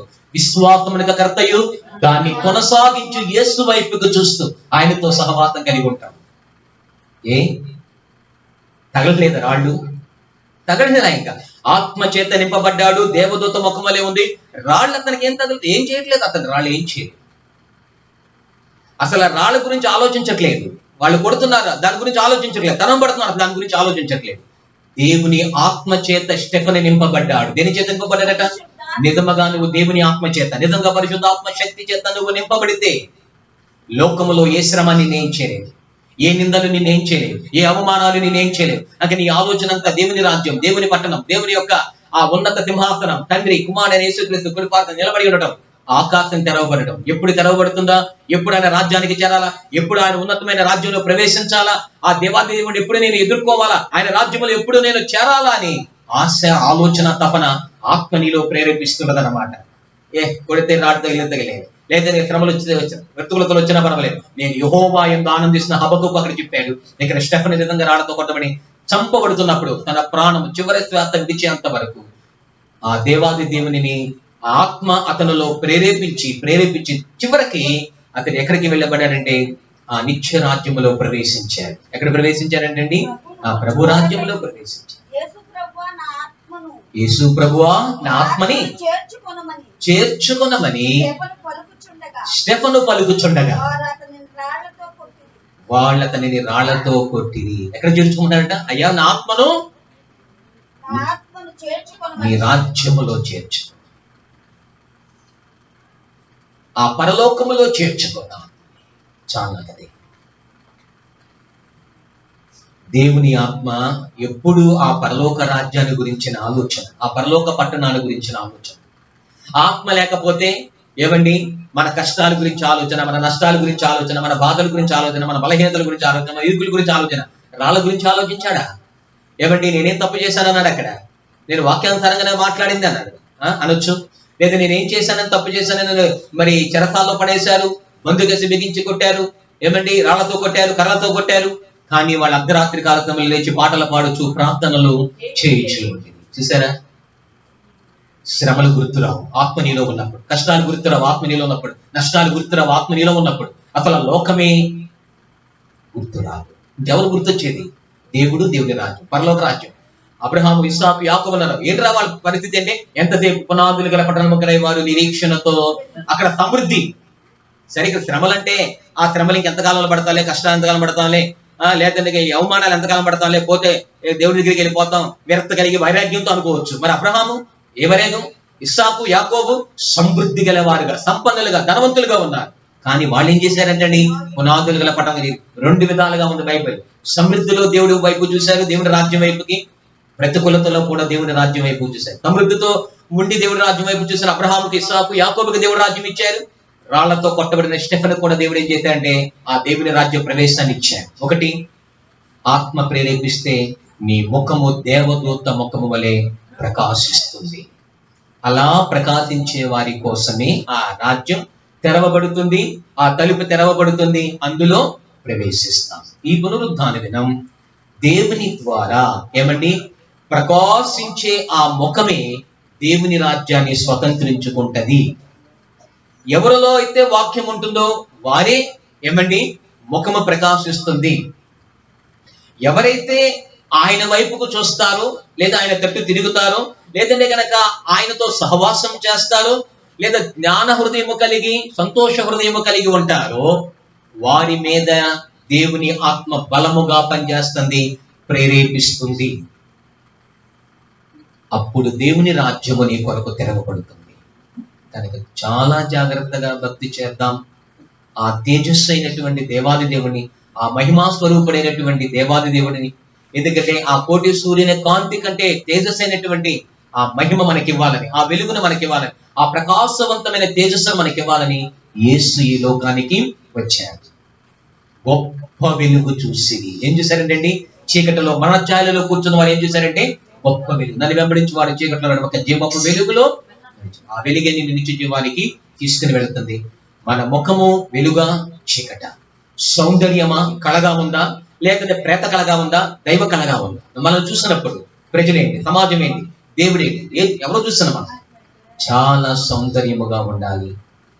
దేవదూత రూపం మనలో కనిపించాలి, దేవుని రూపం మనలో కనిపించాలి. పౌలు అన్నాడు కదా, క్రీస్తు యేసుకు కలిగిన ఈ మనస్సు మీరును కలిగి ఉండండి. ఆ మనస్సు, ఆ హృదయం దేవుని స్వరూప్యంలోనికి రావాలి. మన యొక్క దేహం కాదు ఆయన రూపంలోకి వచ్చేది, మన హృదయం ఆ రూపంలోనికి, మనస్సు ఆ రూపంలోనికి, ఆ హృదయం ఆ రూపంలోనికి రావాలి. కళగా ఉండాలి, సౌందర్యముగా ఉండాలి. అప్పుడే ఆ రాజు ఏమంటే నీ సౌందర్యమును కోరిన వాడిగా ఉంటాడు, నేను తన రాజ్యానికి పిలుస్తాడు. ఎస్తేరు ఏమండి రాజు ఎదుటకు తేబడినప్పుడు ఆయన దండం ఏం చేశాడంటే ఎస్తేరు వైపుకు చూపించాడు. నిజమే, మన దేవాది దేవుడు, సార్వభౌముడు, చక్రవర్తి, యజమాని నీ వైపుకు దండను చూపిస్తే నీ సౌందర్యమును కోరి ఆ నిత్య రాజ్యానికి, ఆ రాజాదిరాజైన యేసుతో కూడా కలిసి యుగాయుగాలు జీవించే అవకాశం ఉంటుంది. అలాంటి భక్తి చేద్దాం. అలాంటి తేజస్సు, అలాంటి వెలుగు, అలాంటి ప్రకాశవంతమైనటువంటి దేవుని యొక్క ఆత్మ చేత నింపబడదాం, వాక్యము చేత నింపబడదాం. దేవునితో సహవాసము కలిగిన మోషే వలె నమ్మకంగా భక్తి చేస్తూ ప్రార్థనాపూర్వక ఉపవాసం ఉంటే ప్రకాశిస్తాం. నీ దగ్గరికి ఏది రాదు, వెలుస్తుంది, భయపడుతుంది. ఆ విధమైన భక్తి కలిగి ఉంటాం. దేవుడి చిన్న మాటల మనకులో జీవించి ఆశీర్వదించును గాక. ఆమేన్. ప్రార్థన చేస్తుందాం. సర్వకృపానిధి దేవా, సకల ఆశీర్వాదములకు కారణభూతమైన మా ప్రియ పరలోకపు తండ్రి, నీ పవిత్రమైన పాదములకు వందనాలు. ఈ పునరుద్ధాన దినం ఏ మాటలైతే మీరు మా ముందు ఉంచారు అవన్నీ మా హృదయంలో నాయన మంచి నేలను ప్రవిత్తనని ఫలించినట్లు సహాయం వచ్చాయి అయ్యా. మా ముఖము ప్రకాశిస్తేనే మీ నామములకు మహిమ. మా ముఖము ప్రకాశిస్తేనే శత్రువు త్రొట్టిల్లి కూలిపోతున్నాడు. మా ముఖము ప్రకాశిస్తేనే నీ తేజస్సు, కృమినద్రుడ వలె మేము గంతులు వేయగలం. నీతి సూర్యుడిగా మీరు మా మీద ప్రకాశించినప్పుడు మా హృదయము కూడా ఆరోగ్యముగా ఉంటుంది, మా దేహము ఆరోగ్యంగా ఉంటుంది, మా మనస్సు ఆరోగ్యముగా ఉంటుంది. మూఢత్వము అనేది తీసివేయబడి జ్ఞానము కలిగినటువంటి వారమై ప్రకాశించేటువంటి మోము వలె మనోదుఃఖము ఆత్మను నలిపివేస్తుంది. సంతోషము ముఖమునకు నాయన తేజస్సును కలగజేస్తుందని చెప్తున్నాం. సంతోషముతో నీ సన్నిధికి వచ్చి ఆరాధిస్తున్నాం, గణపరిచినట్లుగా. విధముగా దేవదూత ముఖము వలె స్టెఫను ముఖము మారింది. సభలో ఉన్నవారు అందరూ తేరు చూస్తున్నారయ్యా. మా జీవితాలలో సమాజము చూసినప్పుడు, మీరు చూసినప్పుడు ఆ వెలుగు మాలో కనిపించాలి. విధముగా నీ ఆత్మ ప్రేరేపిస్తేనే, నీ ఆత్మ కలిగి ఉంటేనే ఆ తేజస్సు వస్తుంది, ఆ ప్రకాశవంతమైన వెలుగు మాలోకి వస్తుంది. నీ రాక కోసం ఎదురు చూస్తాం. ఆ వెలుగు మాలో లేకపోతే, ఆత్మ మాలో లేకపోతే లోక సంబంధమైన సుఖాలు, శరీర సంబంధమైన సుఖాలు, లోక ఆశలు, భోగేచ్ఛలు, పాపములకు పడినటువంటి ఆలోచన, ప్రేరేపణ మాలో కలగ చేస్తుంది. చీకటి, అపవాది, లోకములో ఉన్నదంటే శరీరాత నేత్రాత జీవపు డంబం అని చెప్పావు. కానీ లోకములో ఉన్న మేము నీ ఆత్మ చేత నింపబడినప్పుడు, నీ ఆత్మ ప్రేరేపించినప్పుడు లోక మాలిన్యము ఏది అంటదే. మా వేష భాషలు ఎలాగున్నాయి, మా ప్రవర్తన ఎలాగున్నాయి, మందిరములు ఎలాగున్నాయి, బయటికి వెళ్ళినప్పుడు ఎలాగున్నాము అయ్యా మేము పరీక్షించుకోవాలి. ఈ పునరుద్ధారపు వేళ చేరిన ప్రతి బిడ్డను మీ నామములో జ్ఞాపకం చేస్తాం. ఈ వాక్యాన్ని వీక్షిస్తున్న ప్రతి ఒక్కరు ఈ నామములో దీవించు అవసరం. నీ కృపతోడుగా వచ్చింది. యోగ్యమైనటువంటి మంచి మనస్సు కలిగినటువంటి వారిగా, ఓపికతో ఫలించి 30 60 100 ఫలించే అనుభవాలు పడుతూ వారికి దయచేయండి. ప్రతి కుటుంబానికి క్షేమాభివృద్ధి కలగచేయండి. ఏవైనా శవనట్టు ఉండమట్టుకుండా మీరు సహాయం చేయండి. కుటుంబాలతో నీ దేవదూతల కాపుదలగా ఇచ్చేయండి. నీ వెలుగు ఎక్కడైతే ఉంటుందో చీకటికి అధికారం లేదంటున్నావు. చీకటిలో సంచరించేందుకు మధ్యాహ్నం పాడిచే రోగం, భయము కలగజేస్తాను. వాటిన్నింటిలో చూడిపిస్తాను. నాకు వెలుగు నీవే అన్నాడు మా పితరులు. నా రక్షణ దుర్గము నీవే అన్నాడు. మా వెలుగు నీవేనే, మా రక్షణ దుర్గము నీవేనే. 10,000 మంది మోహరించిన వారు తొట్టెలు కూలిపోయారు. కనుక శత్రువు మా మీదకి వచ్చిన, అపవాది మా మీదకి వచ్చిన, వైరస్ మా మీదకి వచ్చిన వారు త్రొట్టిల్లి కూలినట్లేగా అవి త్రొట్టిల్లి కూలిపోవాలి. మేము భయపడకూడదు, ధైర్యముగా ఉండాలి. నీతిమంతుడు సింహం వలె ధైర్యముగా ఉంటున్నాం. ఆ విధమైనటువంటి ఆయన కృపను అనుగ్రహించాను. నా కృపాబలను భుజంగములను సింహభుజంగములతో కిలవ అనుకరమైన ఏది నేను చేయను. మనోధైర్యము గల మనోదుఃఖముతో ఉంటే మా జీవితాలు, మా ఆత్మ నలిగిపోతే కనుక సంతోష హృదయముతో నేను ఆరాధించినట్లుగా సహాయం చేయండి. నిజముగా ఆకాశం తెరవబడడం మా పితరులు చూస్తున్నారు. నా ఆత్మను చేర్చుకోమని నీ సన్నిధిలో ప్రార్థన చేశాను. నిజమేనా? ఈ లోకంలో మా జీవితాంతరి ప్రముఖిస్తాం అవుతుంది. కానీ మా ఆత్మనిచ్చే నరకానికి వెళ్ళకుండా నిత్య జీవానికి వెళ్ళాలంటే ఆత్మచేత మేము నింపబడాలి. ఆ వెలుగు ఎప్పుడు మాలో ప్రకాశించాలి, ఆ తేజస్సు ఎప్పుడు మాలో ప్రకాశించాలి.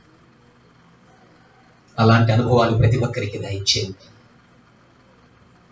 ఈ పునరుద్ధాన దినమున నీ వాక్యాన్ని ప్రతి ఒక్కరిని మేము పేరు దీవించు అవసరం. హృదయవాంతుల కొరత కొరతలు బదువులు తెచ్చి నోటు తెచ్చాను. ప్రతి కుటుంబంలో ఒక నెమ్మది, సంతోషం, సమాధానం దయ. దేవా నీ కృప తోడుగా ఉంచండి. విశ్వాసంలో బలపరచండి. ప్రార్థనాత్మతో కూడా ఎక్కడ బలహీనలు కాకుండా బలపరచండి. విశ్వాసానికి కత్తి దాన్ని కొనసాగించి నీ వైపు చూసి వారైనా తప్పించడం వారికి వెలుగు కలిగి ఈ వైపు చూసి నీ సతవాసం కలిగిన బలహీనను ఇస్తున్నాములు ముట్టండి. కాకుండా అనుకూలపడి మానసిక నిరూపించండి. చేసిన పనులు ఉద్యోగంగా ప్రథమ స్థలతో దీవించి అవసరం దీవించండి. చిన్నప్పుడు పెద్దవారి వరకు నీ కాపుదల భద్రత ఇచ్చేయండి. హృదయవాంతుల కొరకు సిద్ధపరిచండి. ప్రతి కుటుంబానికి ప్రతి ఒక్క కుటుంబానికి నేను మేలుగా ఇచ్చి క్షేమంగా ఇచ్చేయండి. కాపుదల భద్రతగా ఇచ్చేయండి. నీ తేజస్సును ప్రకాశింపచేయండి, నీ వెలుగును ప్రకాశింపచేయండి. ఆ విధమైన ధన్యత, ఆ విధమైన కృపనైనా అందరికీ మీ నామాన్ని గ్రహించి తేజోవాసమైనటువంటి నేను ఎదుర్కొనేటువంటి ఆత్మీయ అనుభవాలు అందరికీ దయచేయండి. ఆ ప్రకాశవంతమైన ఆయన రాజ్యంలో ప్రవేశించడానికి మా స్వరూప్యము, మా పోలికలు కూడా ఆయన వెలుగుమయముగా ఉండడానికి సహాయం ఇచ్చేయండి. ముఖమునకు మెరుగునిచ్చు తైలమునాయి పరిశుద్ధాత్మ అభిషేకమునని గిని నిండి పొరలుచ్చు ఆ హృదయాన్ని నిండి పొరలినట్లుగా ఆత్మతో నింపబడినట్లుగా నీ వెలుగుతో నింపబడినట్లుగా ఆ రాజ్యములో ప్రవేశించే కృపధన్యత ఇచ్చింది. ఈ పునరుద్ధాన దినమున ఇంతవరకు నీ సన్నిధి మాతో ఉంచి నడిపించినందుకే వందనాలు. మాతో ప్రతి ఒక్కరిని పేరు పేరు చెప్తున్నా దీవించి ఆశ్రయించి వర్గం చేసి విస్తరించండి. కృపతో నింపండి.